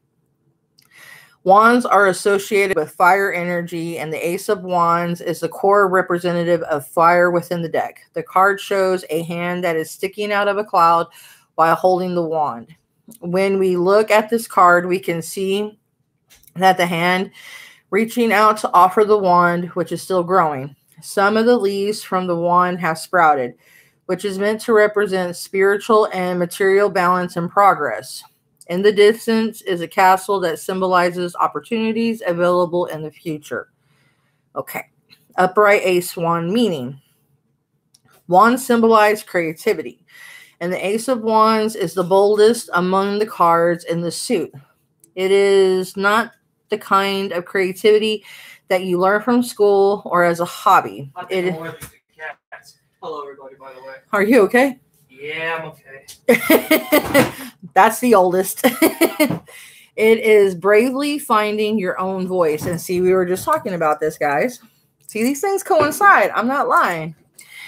It creates a place where you can develop your own vision. In other words, it is associated with willpower and creativity in the cosmic sense. When you draw the Ace of Wands, it is an indicator that you should just go for it. Take the chance and pursue an idea that you have in mind. Take the first step to start the creative project. The Ace of Wands calls out to you to follow your instincts. If you think that the project that you've been dreaming of is a good idea, then just go ahead and do it. The Ace of Wands can also perhaps mean that you are waiting for a sign to start a project. To draw this card pushes you to act now instead of brooding over research and more planning. Take small steps today and then continue to grow your ideas over time. Action is what helps you grow and build momentum. Don't remain in the abstract. Another Ace of Wands meaning is the occurrence of breaking through moment in your life. In a time when you are motivated and inspired about a passion, project, or idea. You are excited about the opportunities that are opening up for you in the near future. Guys, I think I need glasses. Upright love meaning.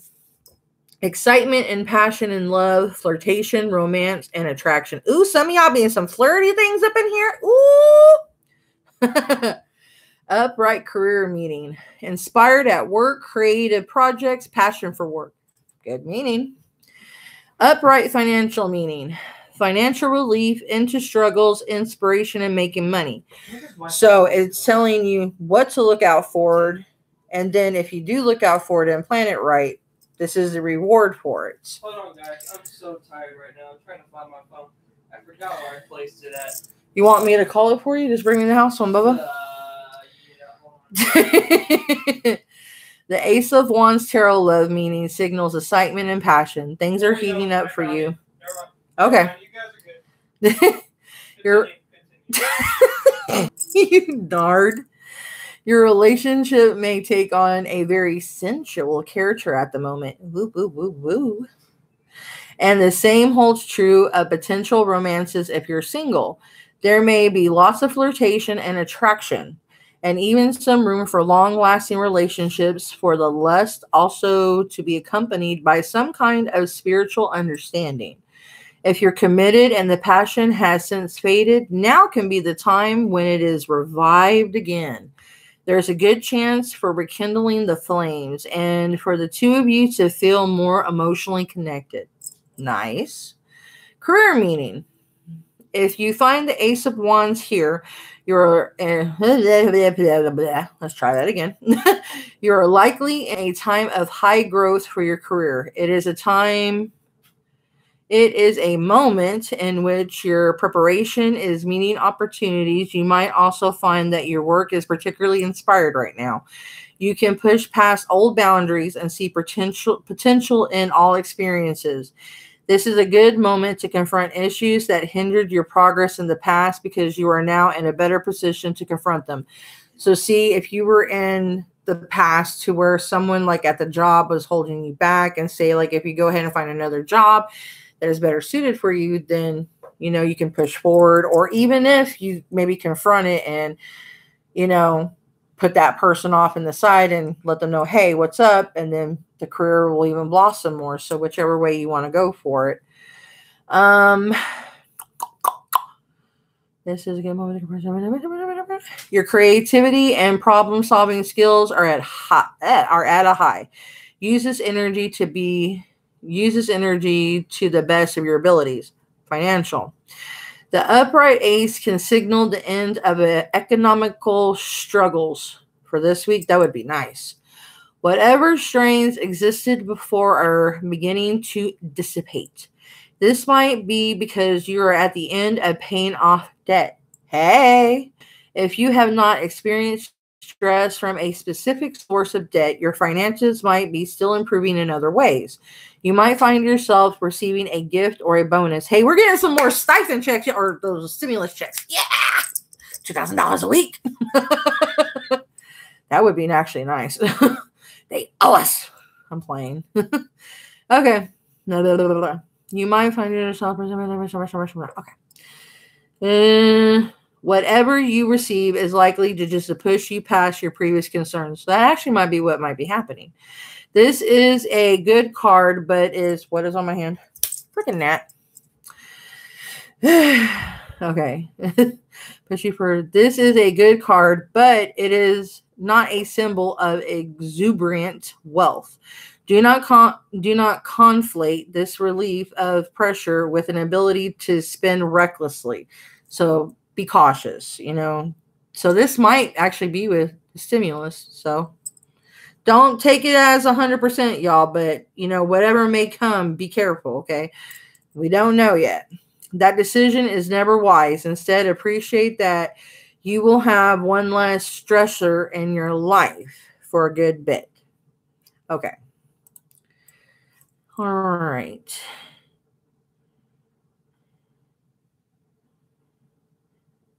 I smacked the gnat on my hand. I don't know if they passed it or not. I think they're still talking about it. The Democrats are still trying to get it to where we can get like 2,000, I think, a week or 2,000 a month to help us out. So it might be they might get it passed for us. I don't know, but the way this is sounding, the way I'm feeling on it, it might. Don't swear on it. But we might get some help in some way economically. So just be careful. If we do, don't overjump the gun. Some of y'all might get money in other ways. So if you do, don't overjump the bullet. Spend it wisely. Put some aside. You never know what happen. You guys might need it a little extra.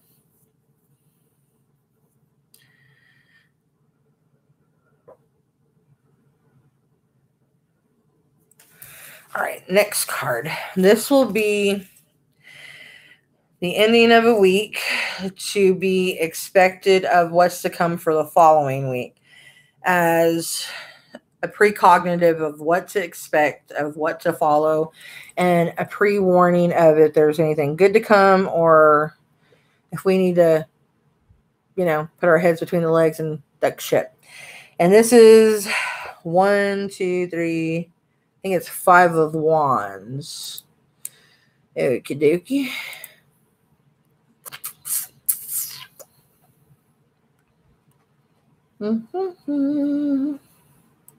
Actually, Nikki, if you want me to, when I start doing my readings for people personalized, I can actually do a reading on you, and I can tell you if you do have a generation curse, because we have a lot in common, and I don't think it's a generation curse. Sometimes there's just bad blood, because sometimes people, like my family in general, I'll put it to you bluntly, they were just after what my family had. Like, my family has fought over belongings. That's sad. And it kind of pisses me off. Instead of fighting over spending time with each other and fighting over memories of each other and like saying, hey, can we come down and spend time with you? Hey, why don't you let me come down and spend time with you? Like, fighting over things that are important. Me, I would fight with that. Like, if I couldn't spend time with someone that I loved, that I would, and I have a different way of thinking because that's how my grandpa taught me to think. My grandpa always taught me family is important. Material things will fade away, but family is always what you have. And my grandpa always wanted his family to come together and be together, and he never got to have that because my grandma was very dysfunctional. My grandma was very, and she was evil, bad blood, sick blood, something wrong in the blood, sickness in the blood. And she literally wanted her family to, she always, anytime the family didn't do what she wanted, I'm going to take you out of the will. You won't get this in the will. I'm going to take you out of the will. And I'm sitting here looking at her like, Grandma, why are you making them be vultures? And I'm like, really? Exactly. I'm sitting there just like, it's so stupid. So yeah, I mean, I'll definitely, if you want, I'll definitely do a reading for you. I'll let you know if you have one on you or not. And I don't mind, that's perfectly fine with me. Like, give me a week or 2 weeks and I'll go ahead and, do a reading and let you know if you have a curse on you or not. Like, family, generation curse, like if your family pissed off like gypsies, or if they pissed off at, like crossed ancient ground that a witch, told them not to. If you want to check back with me in about a week to 2 weeks, Melanie, right now what I'm doing is I'm doing an overall like world reading. I'm doing just like a weekly reading. And we're just in here doing like a forum talk. So I'm just kind of having a wild week and I do free readings. So,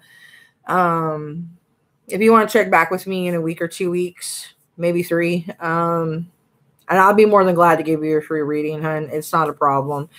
It's just I've been, like I've been telling people, I've just been having a rough week, and I've been promising tarot readings, and the reading I'm giving right now is pretty good. It's just I do an overall reading for everyone in the world to benefit from. So for everybody to kind of like what to look out for within the week and what to kind of like to expect. And so everybody can have some kind of beneficiary thing, and to give some help. So if that's okay, I'll be more than glad. I do have a friend, Tarot with T. I know she charges. I have some other friends that are subscribed on my channel that do readings that you can check out. My friend Jenny, she does another one that does readings. I'm not sure if she charges. Shoot, who else does readings? Shit. Trying to get my other friends who does readings. Budge Sickles. I have some friends on Facebook that does readings too, but I don't know if I know some of them do charge and I know some of them don't. So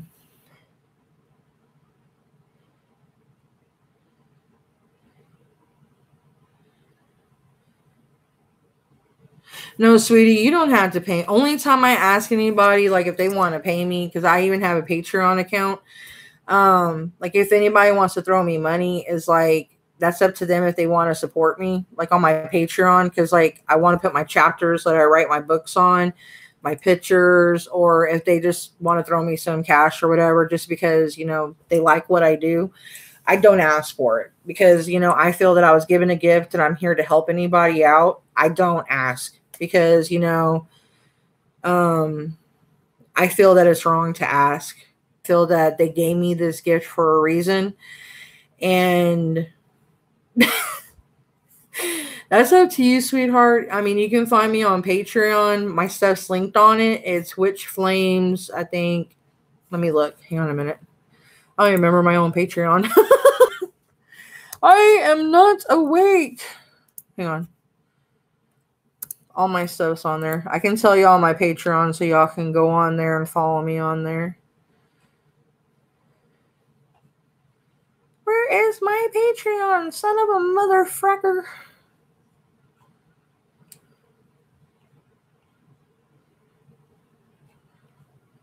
There we go.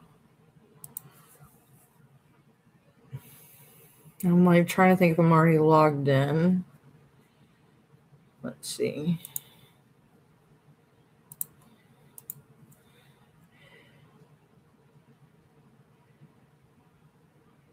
Yeah, it's... Let me find my name. Yeah, because I got my 2 people that I follow on there. I don't have nothing up on there, and that's what's making me mad because I was wanting to work on it. It's all barren. That's so bad. Yeah, it's Witch Flames. Yeah, it's just straight up Witch Flames on there on my Patreon.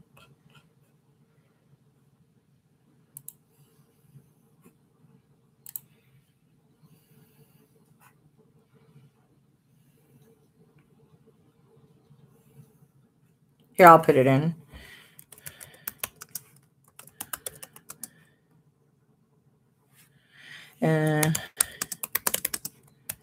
I think it's Patreon.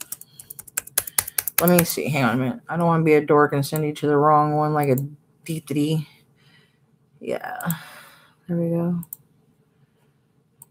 Then I'll finish up that. Patre.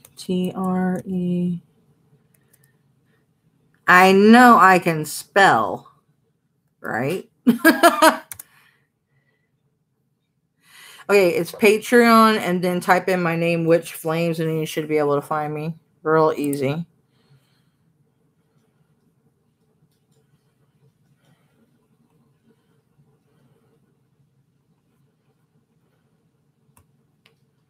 Dude, I see weird things all the time, and I'm in Texas.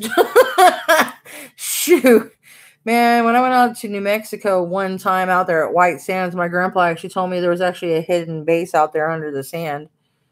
And then when he told me that, they actually, weird trucks came out there and took us off. I was like, dude, I ain't done looking. Okay, reverse. Avoiding conflict, respecting differences. Okay. This is what to expect for next week, guys, okay? And it's reversed. Trying to get this done before my dang thing dies. How much juice do I got? 23. Okay, I'm doing good. Hell yeah. Hell yeah. A little bit of Texas for y'all.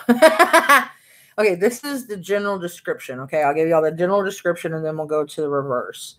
Okay, the 501 depicts 5 men all holding their own wands. Can I not be perverted? Okay, I'm trying to behave. I have my weird, little... Why are the gnats all out? I do have wild vegetables in the house, but still. Okay. Holding their wands and brandishing them up in the air. Brandishing them. I'm gonna have to use that in a sentence more often. That's a word. Like with most 5 in the tarot, it is about some kind of disagreement that is facing the querent.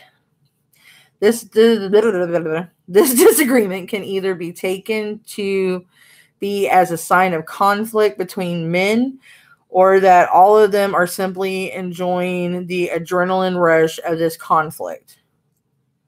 This is not good. And that the competition or competition.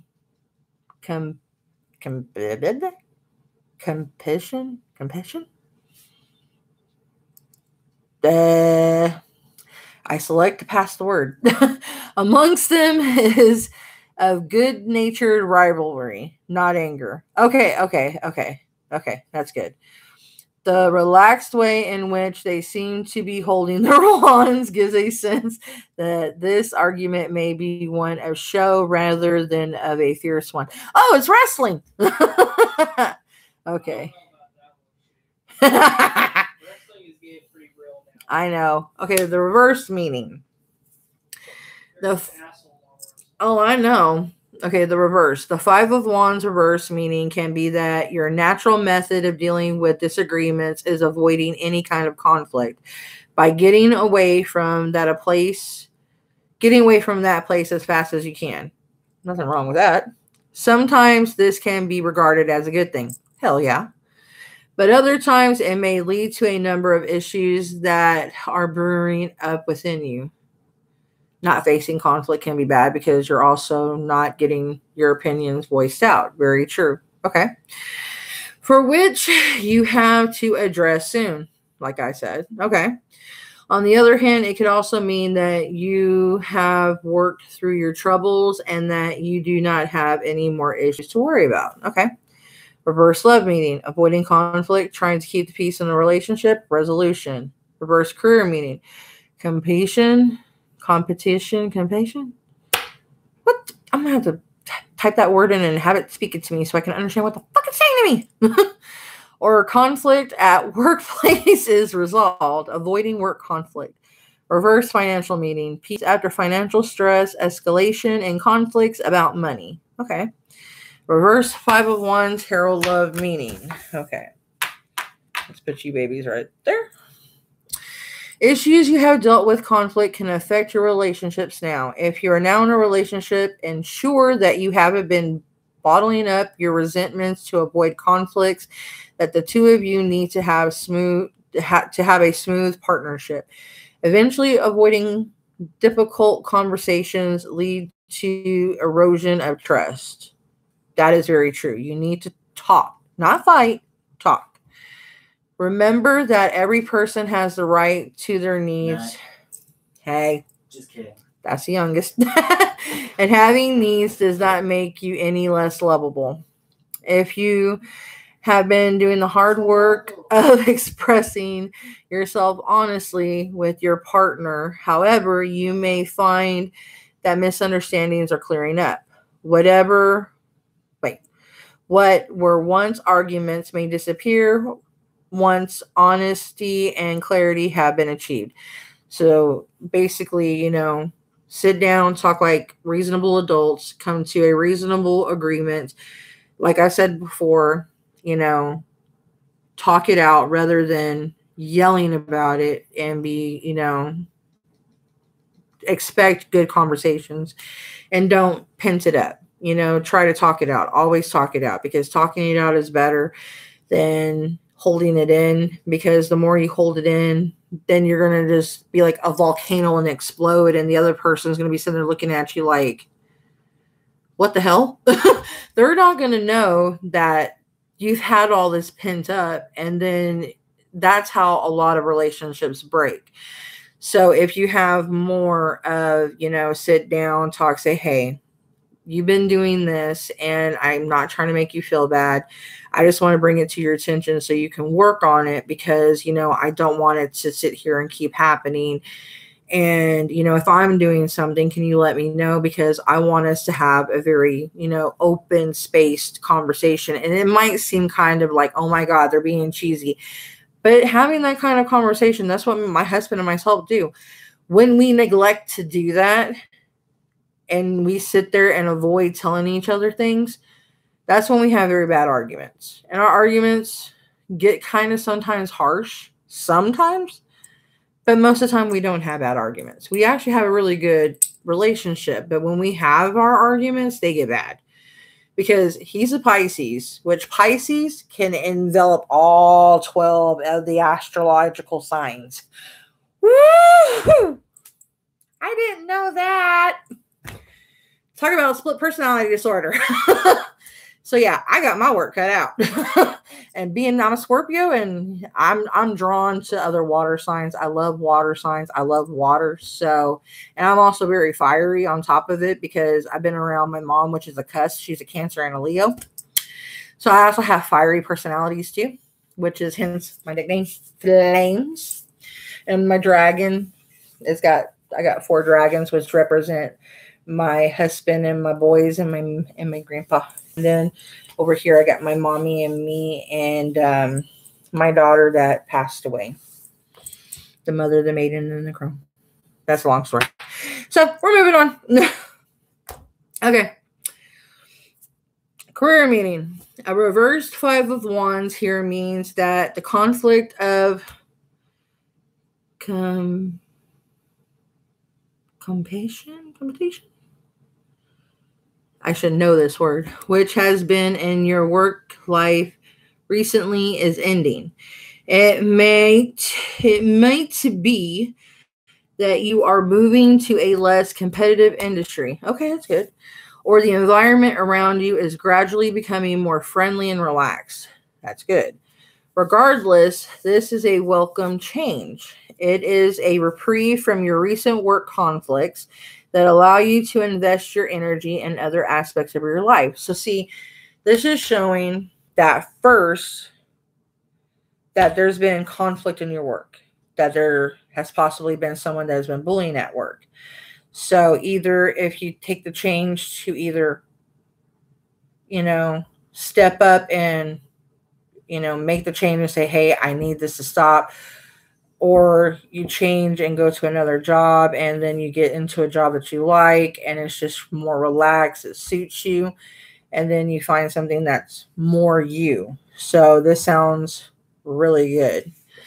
So this is actually hitting nail on head. This is actually really good. This is actually going from this week, and this may continue on. So this can be from this week. And even if I go, do another reading for the following week, it can continue on. Financial meaning. The reverse 5 of Wands here has 2 potential meanings. The context in which the card appears is crucial as it indicates which of these 2 meanings applies to you. Surrounded by supportive cards, it can mean a turnaround from financial stress. You have completed a battle against your own finances and are about to enter a more stable time. Without the support of other cards, it can mean an escalation in conflict over money with loved ones. In that circumstances, any debates you might be having with those around you about money are likely to increase and persist. Okay. So my daughter, she was a twin to my oldest. So I actually lost her in the womb. Weirdly enough, they said that it seemed like she was protecting my oldest. And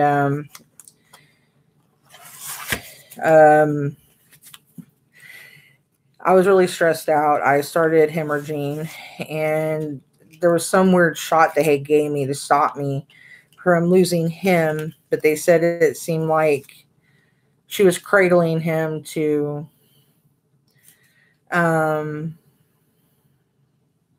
protect him somehow.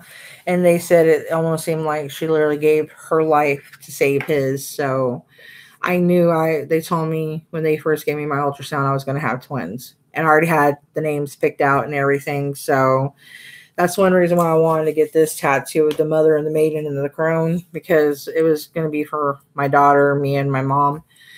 So my son, he wants to name his daughter somehow. If he has a daughter, he wants to incorporate his sister's name in with his daughter if he has a daughter. So I was like, that's cool. And then he was playing around with the idea they wanted to put my name in it. I'm like, you guys don't have to do that. But yeah, but thank you guys. I appreciate that. But yeah, so y'all had strong cards surrounding that one. So financial turnaround is definitely going to happen. But you guys, sometimes it's hard to tell when you're pregnant. It definitely is. I miscarried quite a lot. So, hey, Billy Benny. I think I've seen you in here before. I just haven't seen you for a while.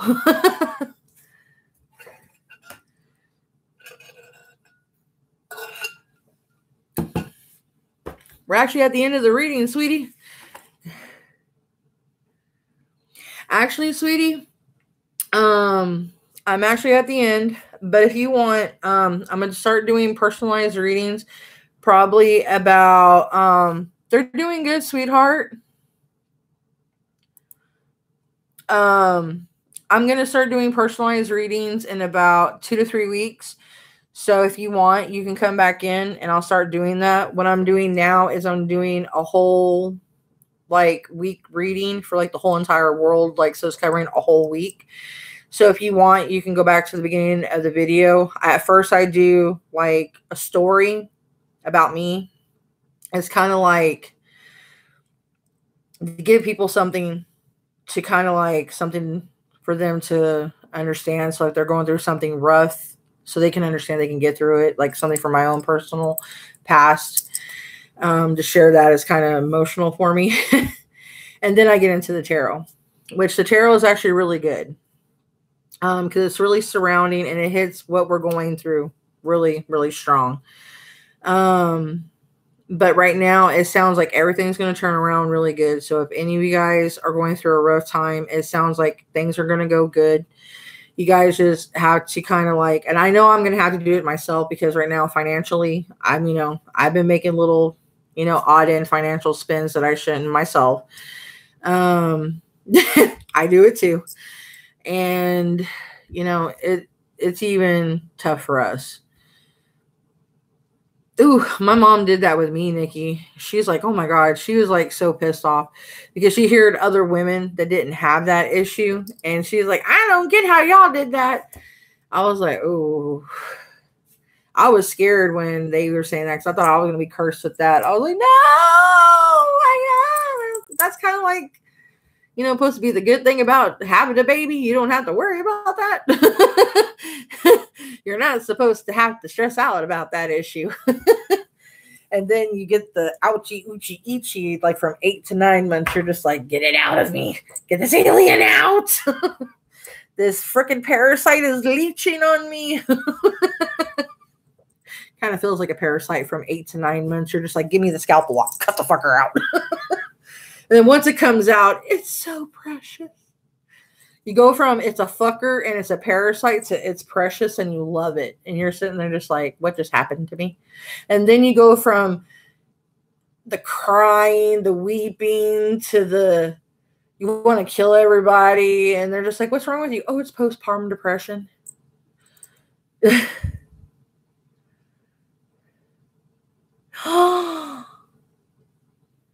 You lost it at 8 months, Chica. Oh my God.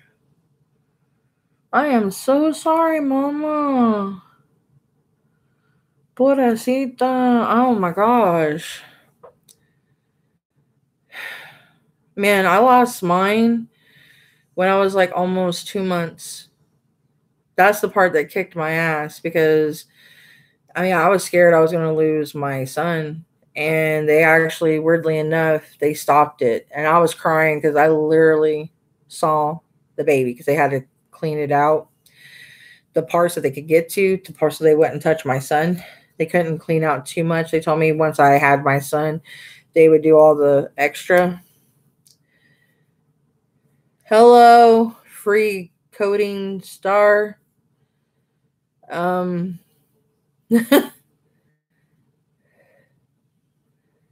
cool.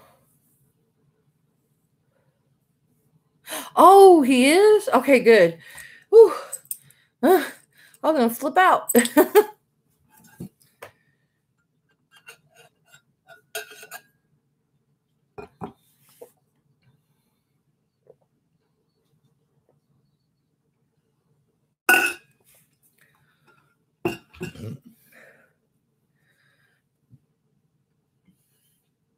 What question do you want to ask me?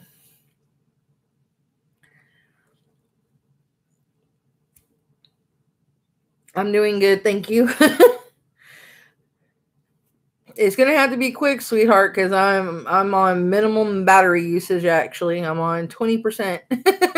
That's why I was going through the tarot card reading as quick as I possibly could, because I was about ready to close up. I was just talking to everybody in the group.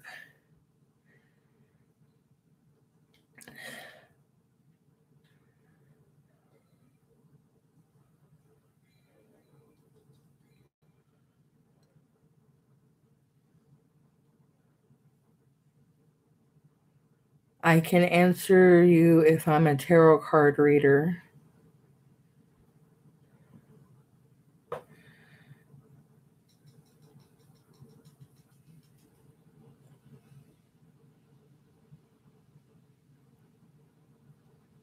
I'm actually not giving out other readings right now, though, sweetheart. I'm doing other readings like in 2 to 3 weeks for other people. So if you want to come back in about 2 to 3 weeks, I can, that question might not apply then, but I do weekly right now. What I'm doing is weekly.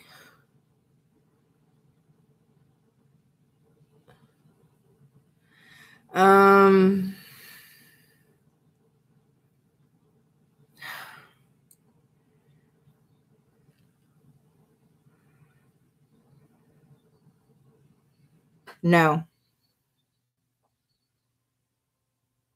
And that's actually a psychic answer, not a tarot card answer.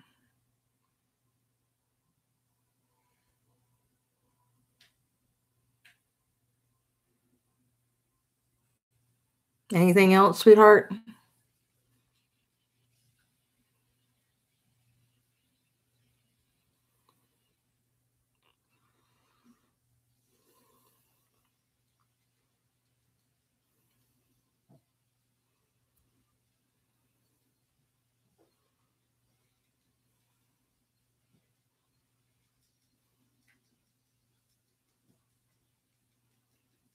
Yes.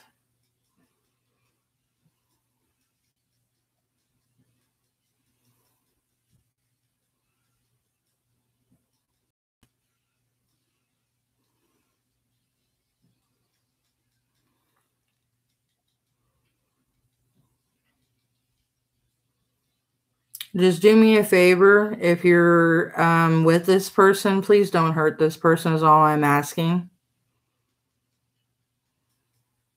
What's going on? Someone's asking me about someone, if they're thinking about someone or something else, and I'm answering them, and they're asking me if I'm sure. Yo, they better not kill anybody. That's all I'm And saying. yes, I'm sure.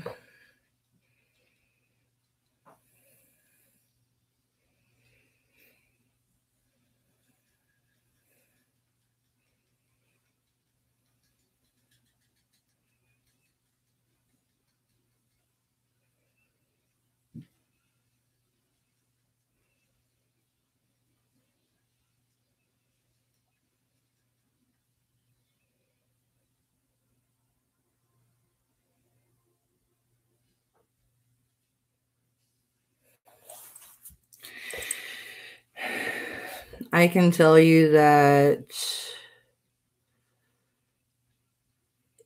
yeah, I'm getting a very bad negative feeling, and I really don't like it. That's why I really didn't want to answer. So that's why I'm kind of very uncomfortable answering these questions.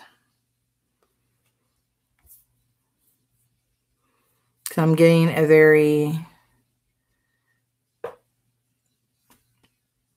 dark feeling off of it. So I don't like it. So I don't know where the energy is coming from, but I'm very kind of pulled away from it, if you kind of understand what I mean. It's kind of a familiar energy almost.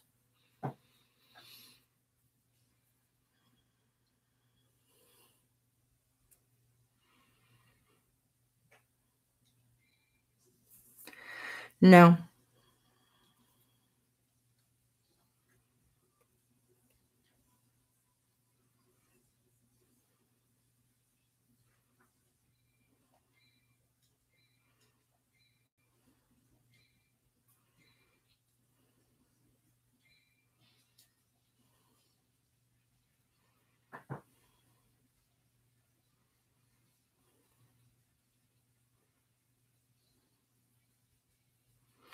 If it's your twin flame, someone's not going to hurt you and someone's going to love you and they're not going to think of someone else. They're going to only think of you. You're going to be their first thought in the morning and you're going to be their last thought before they go to sleep.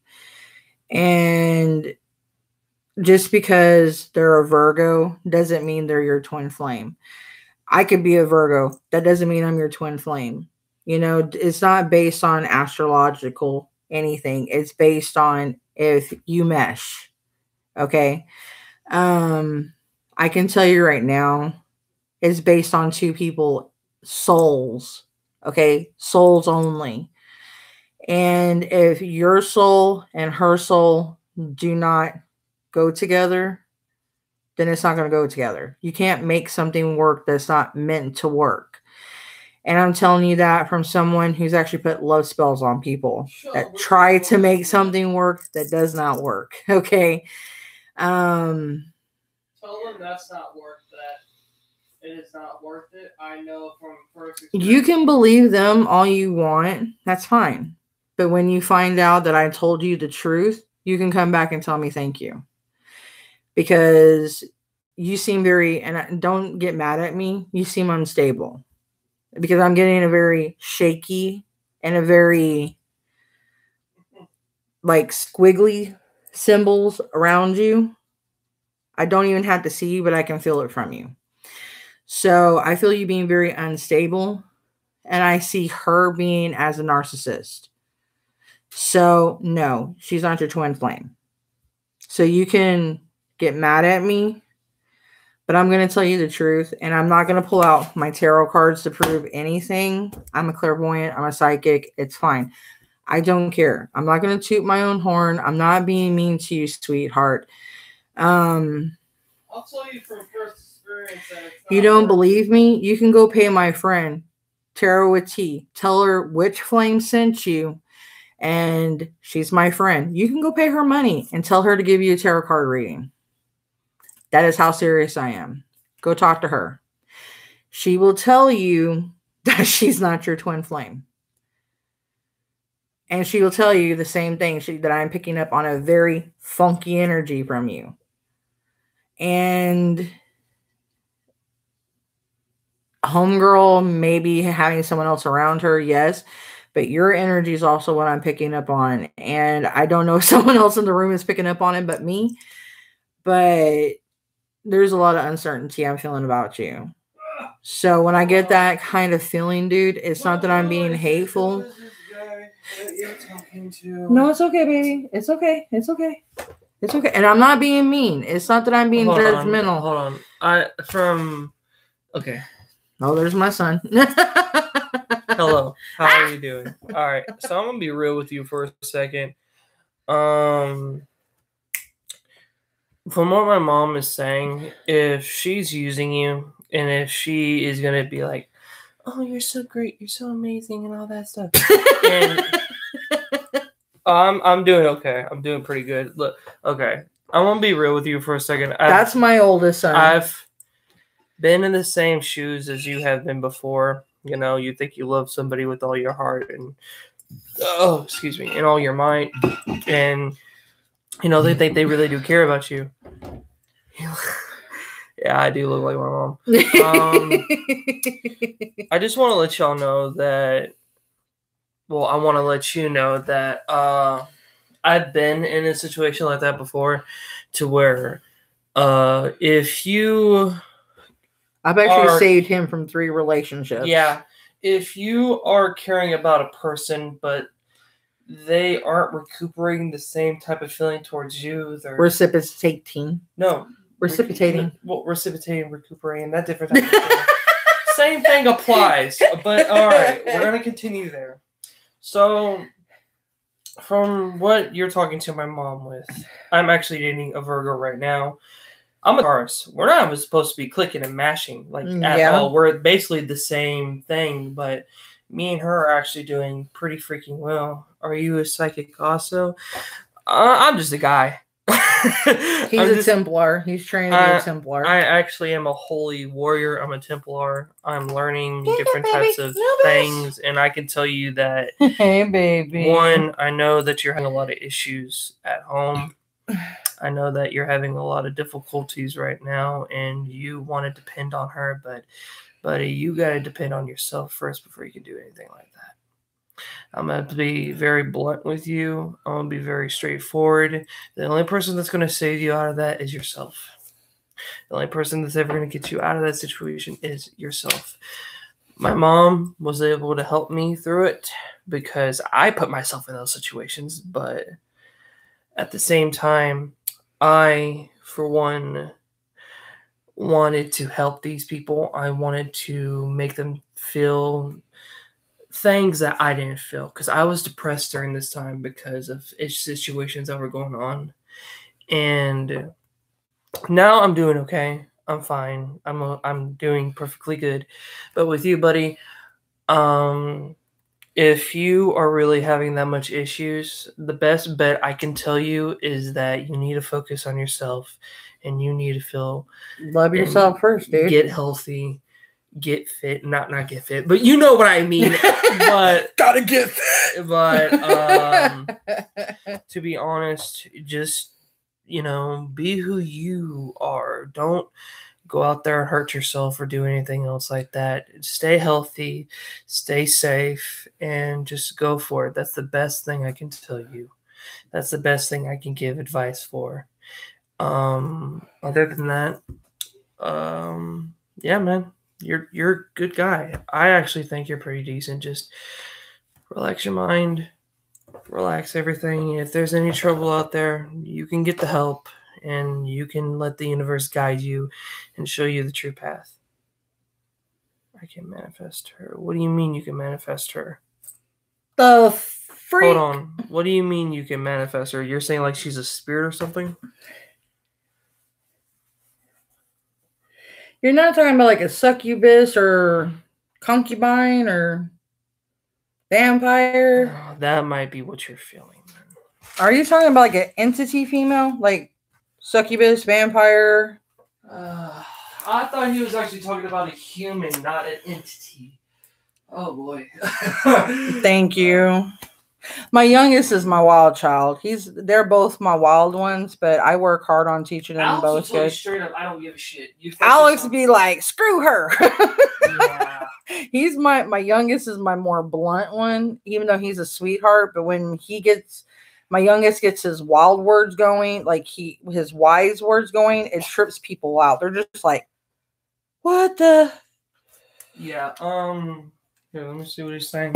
Hang on, let me see, because he was talking about horoscope wise. Help to the universe.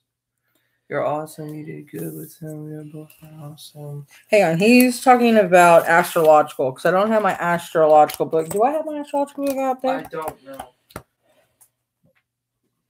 Honestly, I thought he was just talking about some other normal girl. Now he's talking about manifesting her. Well, see, if he can do that, then that's cool. Like, if that's what he means, if he actually can manifest like his love. Well, like what the other guy says is like he can manifest her to love the other guy back, then that's cool.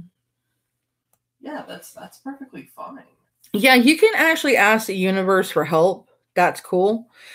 But the only thing I'm going to tell you right now, Is love spells are not good because I'm a witch, and I'm going to tell you this flat out. You do not mess with love spells. I don't give a flying fuck. I'm going to be blunt. I don't care what any other witch says.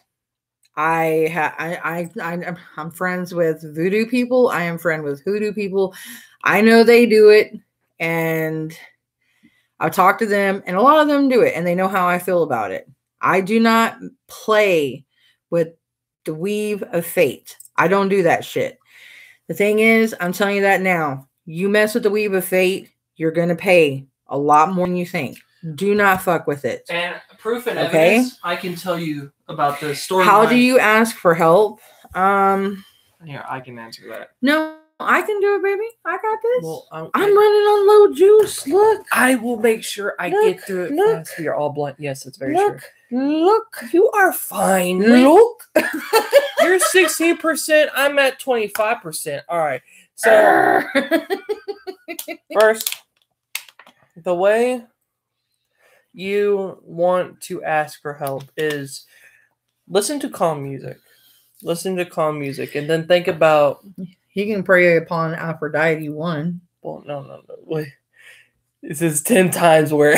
Hell yeah. Okay. Listen, some things might work for people that are similar to me.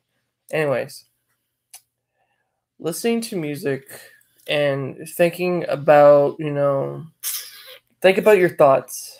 Think about what you want your question to be. Think about what you want to ask. Sometimes you might actually hear your answer when I write letters to the universe. That's good. That's kind of like what we do, paying it forward, writing the abundance checks. Law of abundance. Putting it in a different manner. I mean, that's pretty cool. That's pretty nice. Just to be honest, I'm trying to figure out the words. What my mom was trying to express was that doing those type of things to where he's trying to manifest something that's not there. He's trying to create. Are you trying to create something that you want to be in your life?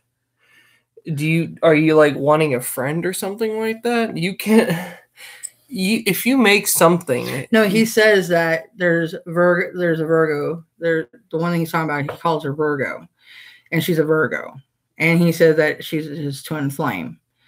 But he asked me, was she thinking about somebody else? And she is, but she's not thinking about him.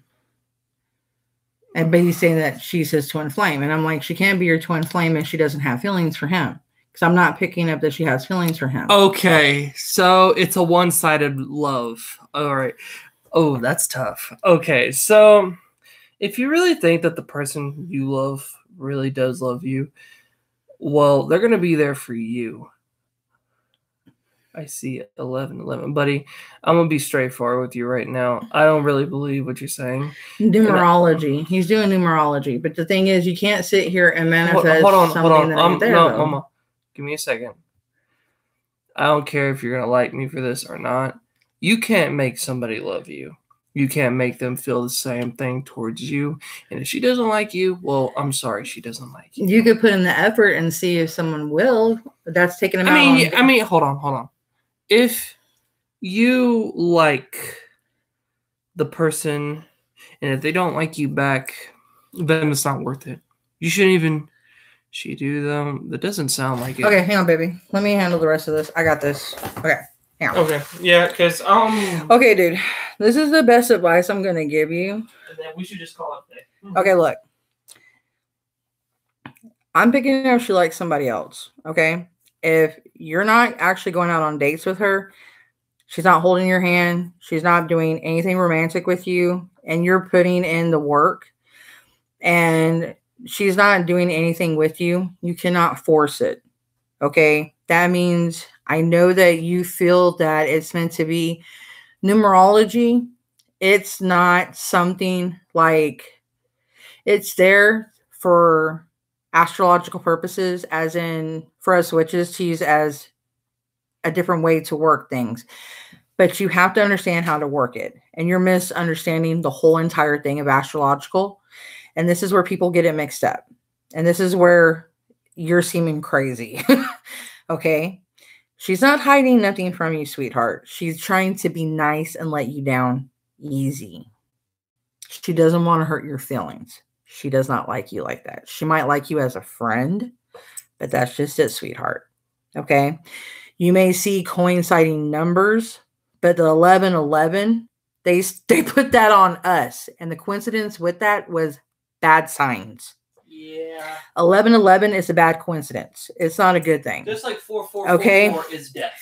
44 is death. I study astrological because, look, that's why this is one thing I'm doing in my group, as in studying, and I do witches studies. This is something, I'm a teacher, honey.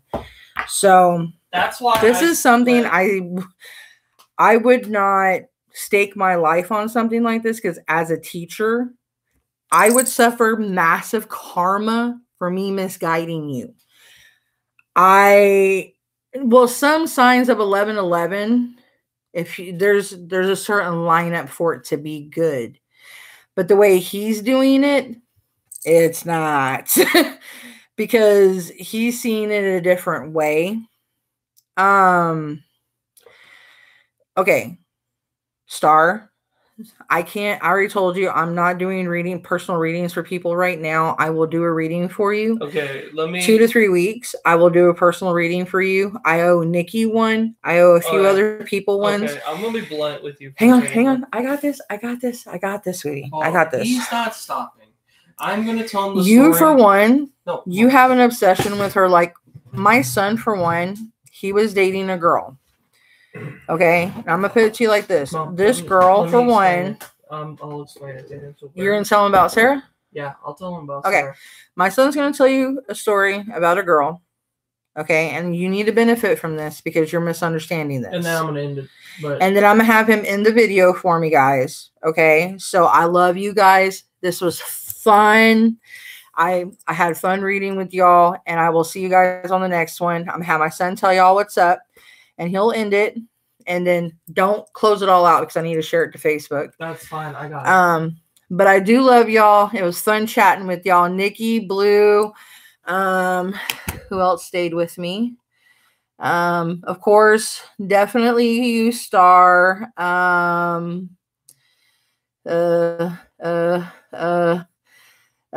Billy left.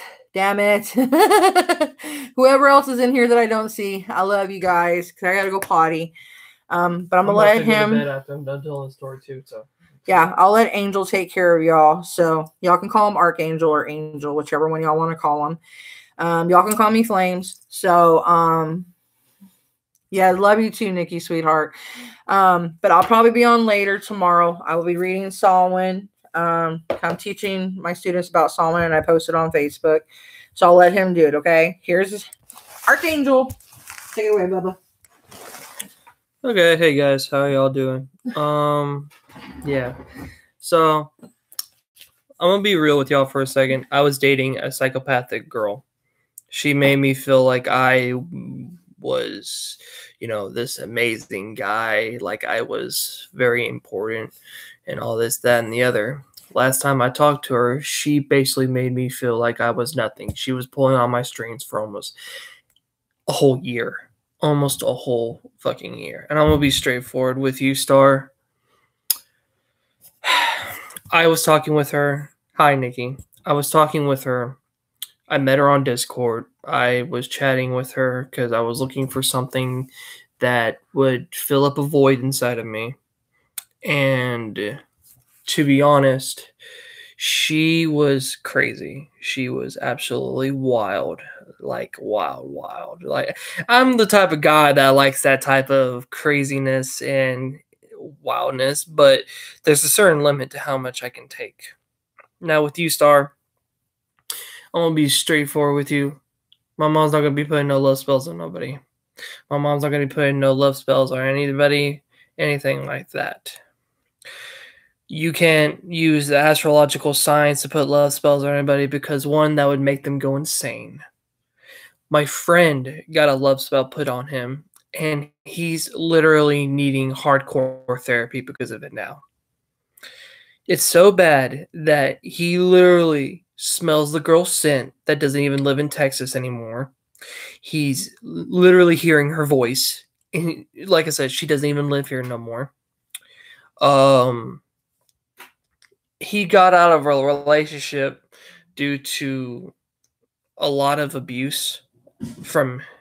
How do you end up with that girl? How did I end up? She fooled me, basically. She straight up fooled me. She actually legitimately made me feel like I was important to her. Like I meant something more to her than she ever thought possible. And at the same time, I thought about that. But I didn't realize that she was forcing me to basically be mean to my mother. She was mentally messing with me. Your friend cast a spell on her? No. Okay. You're getting confused. Sarah, the girl I'm talking about right now, she basically made me be manipulated. She manipulated me, and she was forcing me to just pay attention to her all the time, and she was messing with me. And she was making me and my mom fight, and she was driving me mad. Star, I see that similarity between you and me right there, and it's kind of scary. Because one, I really don't know if you're actually having issues at home or not. Are you actually having issues at home? Because I'm picking up on a feeling that you are. If you don't want to tell me, that's fine.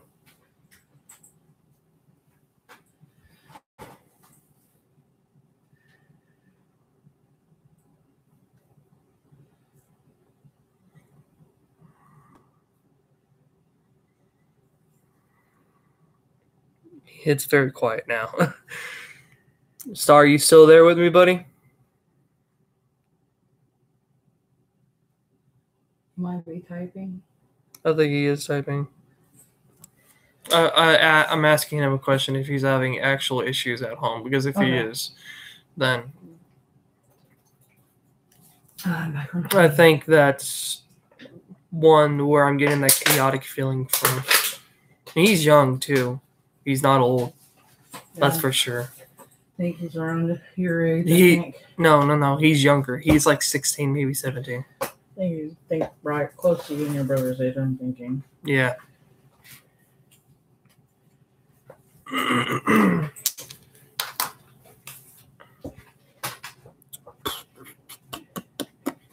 Okay, well, he's not gonna answer.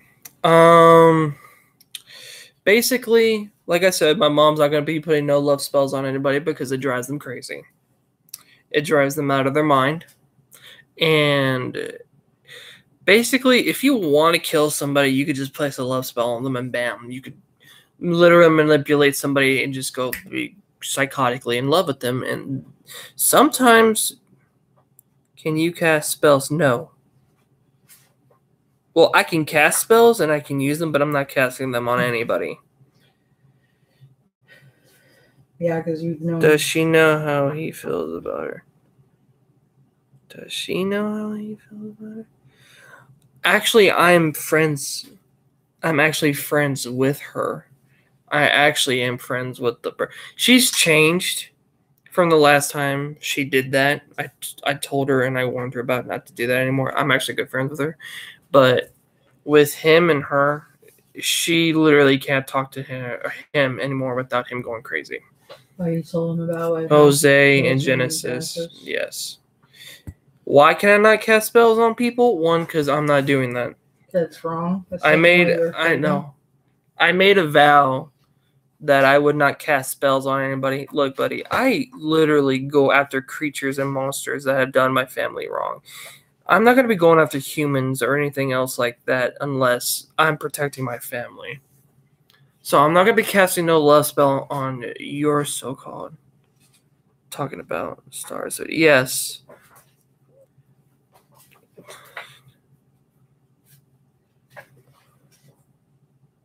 But love spells are What did he say? He said, but love spells are hot. No. No, love spells are No, hot. buddy. Mm-mm. No, sir. Loco en la cabeza? Ooh, no. Ask him what part of the country does he live?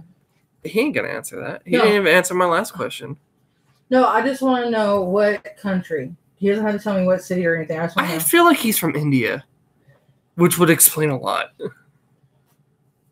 I'm not trying to be too judgmental here. I know you're not just being judgmental, but I'm guessing that the main reason why he's talking to me about this is because, one, Yeah, you don't ever take any he advice. wants me to place a love spell on him, and I'm not going to do it.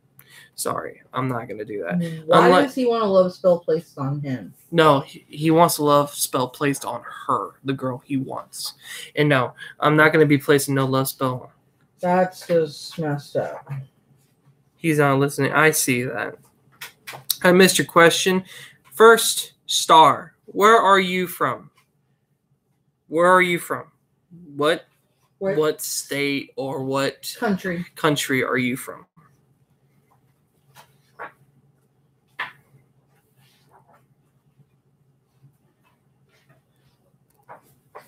That's what my mom wants to know. Yeah, mom wants to know. And we're not going to call the police on you. We're not going to do that. I'm just wanting to know. No. I just want to know what country. Because I can't figure out anything else from a country. Bangladesh. India. I fucking told you. I told you it was India. That's why his English isn't so near India. See, I told you. Anyways. What sign is he? What sign are you, buddy? Because she's a Virgo. What sign is he? Since you know astronomy so very much, what sign are you? Virgo. He's Virgo too. And Virgo does not go together. No.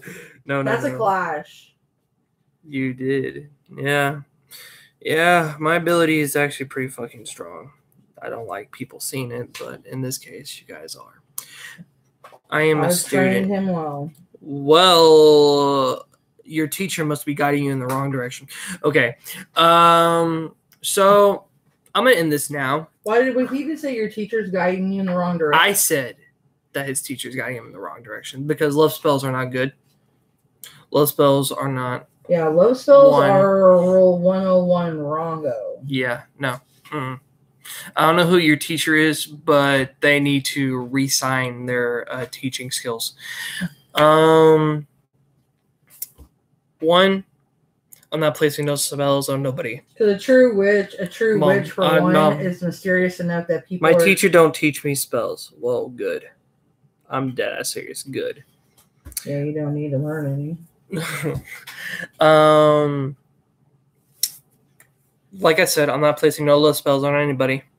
You can keep asking the universe for questions. You can keep talking to them about that. That's perfectly fine with me. The universe ain't going to answer that question because the universe don't like people. Mom, enough, please. I'm not fighting. No, but I'm trying to settle this. You're not going to settle it because yes, I am. You're not answering the question the way you're supposed to, and you're going to keep interrupting me. Let me see it. Okay, I'm going to answer this in the most civilized way. Stop. I want to know his age too. Come here. Do it here. My mom wants to know your age. Correct age. Can I get a 3-card read for you in the chat? No. Sorry. How old are you? Hold on. Like I said, I think he's 16 or 17. What is your age? 15.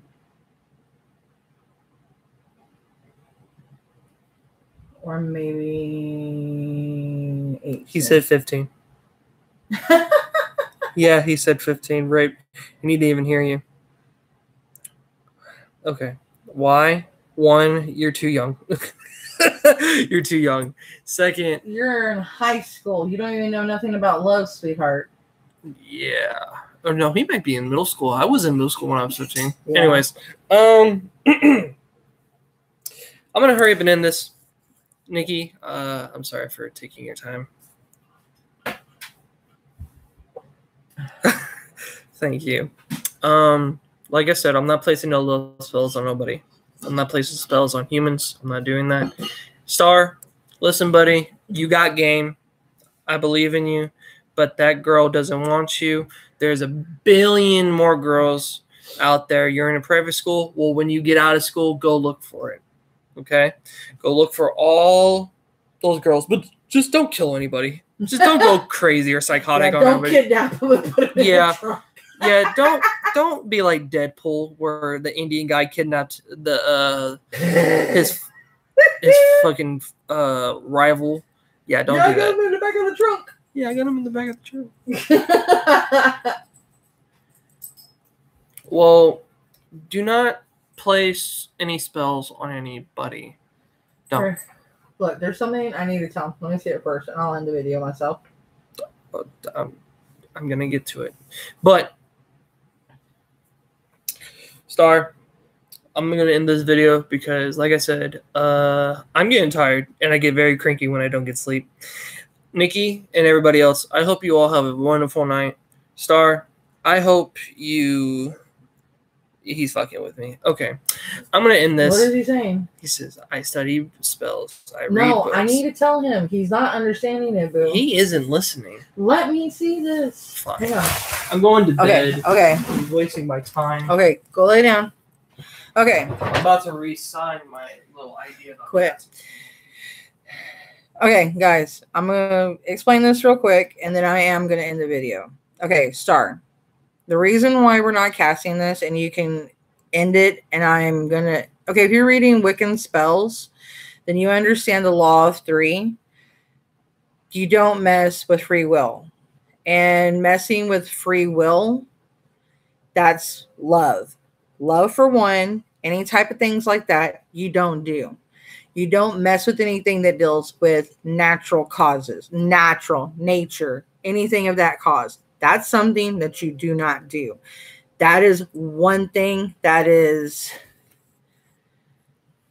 law of threefold. It's more like law of tenfold. Okay, I have been practicing for over 20 years. And I am a generation witch. Okay, I have many generations behind me. And I'm also Cherokee and Blackfoot. And I also have Gypsy in my line. Okay, so I'm not messing around when I'm telling you. I understand the laws of being a witch. And I understand spells. I have put love spells on people before. And I've seen the damage that it caused. I'm not putting love spells on anybody because it causes massive damage on a person. They turn into a zombie. It's not worth shit. Okay? I'm being blunt with you. They're nothing. They have no personality. They have no soul. They're solid holeless. Have you not seen the movie The Craft? That is very true of how the person acts. Okay? There's no person there until the spell ends. And God knows how long that takes that spell to end. And guess what? I would pay the karma, and so would you. And I'm not paying karma for someone I don't know. So, no. And then I know how to not pay karma for it, but you know what? It's not worth it because the thing is, you don't mess with natural causes. That is something you don't do. Because you know what? You're taking someone's free will away from them. You're taking their choice to love someone freely away from them. That is not right. That is not fair. She deserves to love whoever she wants to love. If she wants to love you, she'll love you. If she doesn't want to love you, that is her choice. That is not up to you. That is not your choice to make. Just because I have an ability to do something does not mean that I need to do it. Because if that was a choice, everybody could do spells. You know? I am here to help people, to do spells for people, to heal, to help, to guide. Foolishly, people have learned to do other things to tamper with, and they paid for it. It's not worth it. I'm not being mean. I'm not being a bully. I am being honest with you. You're making crap up because you want her to just love you. I will probably go live either tomorrow or Monday, because I'm going to be reading Samhain. I'm trying to get that book done, and then I'm going to be moving on to Yule. I'm trying to get all those ones read. So, because I'm trying to teach my students. And I'm trying to teach this one because he's wanting a love spell. Thank you, Nikki. I'm sorry that I had to get, I'm not trying to be mean, and I'm not trying to, seem like I'm aggravated. I'm not. But I'm trying to really get this point across, because this is something that you really need to understand, that you don't go. I know there's people out there that do these things still. I know there's other people that do mess with free will, but, and good night, Nikki. Me, I don't. I'm against it wholeheartedly. I will never do it. You can ask me till you're blue in the face. I will tell you no.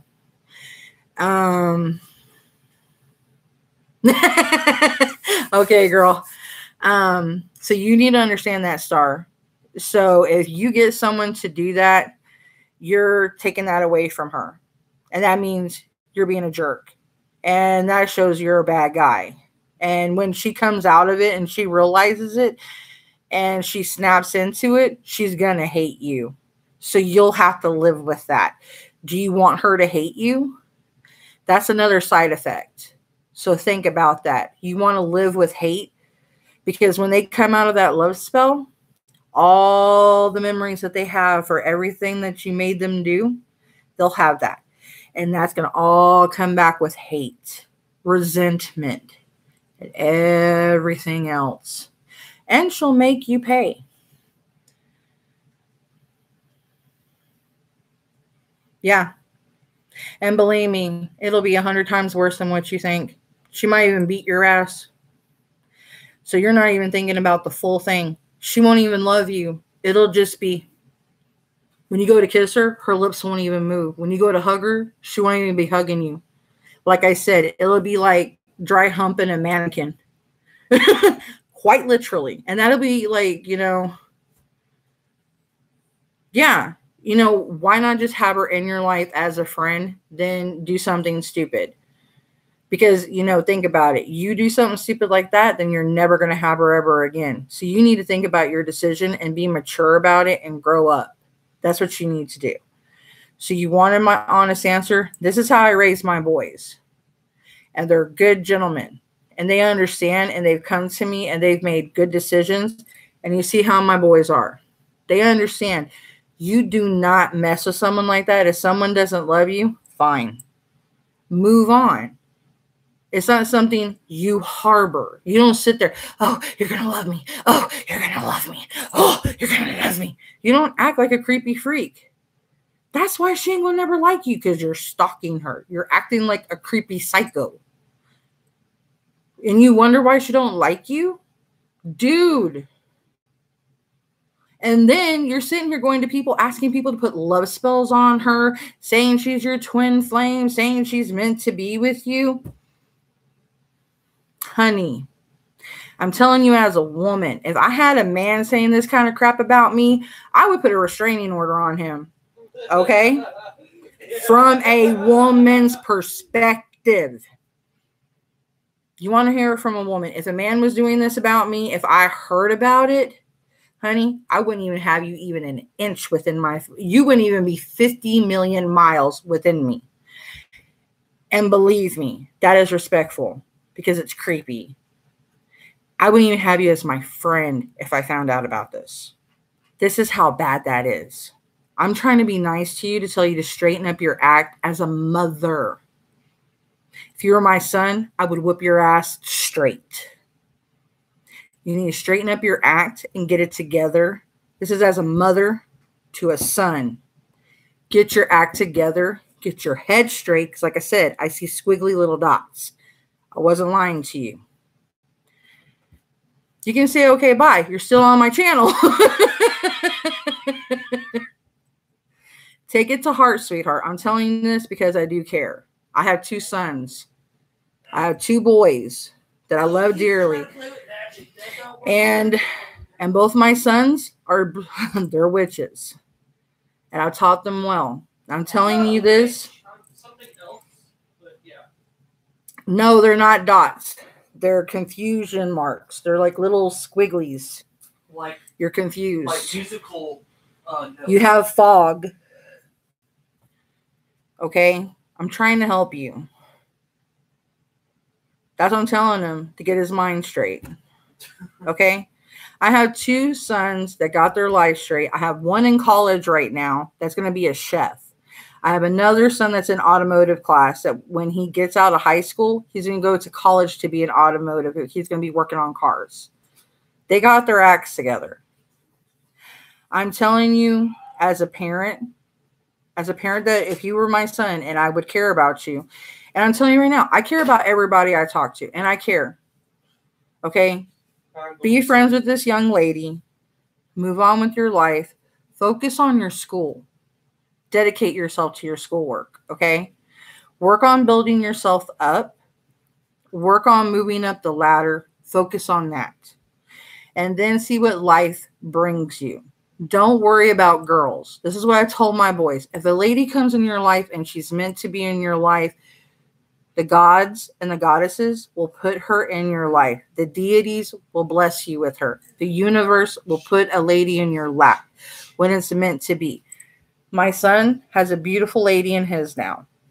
She was actually a friend of me and my mom's. And she's studying underneath me. And my mom, as a matter of fact. She's a student of ours. So and it had happened. to place no love spell on her to make her fall in love with me. Yeah, and it's not anything placed. And she's actually a wonderful young lady. She's actually going to move down here. She's probably going to be living with us, and I actually don't mind. So, and I'm actually an understanding parent. You know, she actually, you know, we're going to be living in a bigger place after that, and it's fine with me. And I'm actually that cool of a parent. And I don't mind. Long as, you know, they help out, which my son helps out with stuff. He puts stuff in the house. And I'm just that awesome because I try to help out. I'm understanding because I understand how economically things are. And that's what I'm telling you as another parent. You know, if you need another parent figure, I will coach you. But the thing is, you need to not stalk this girl. You need to focus on your schoolwork. Okay? You need to put your undivided attention on that.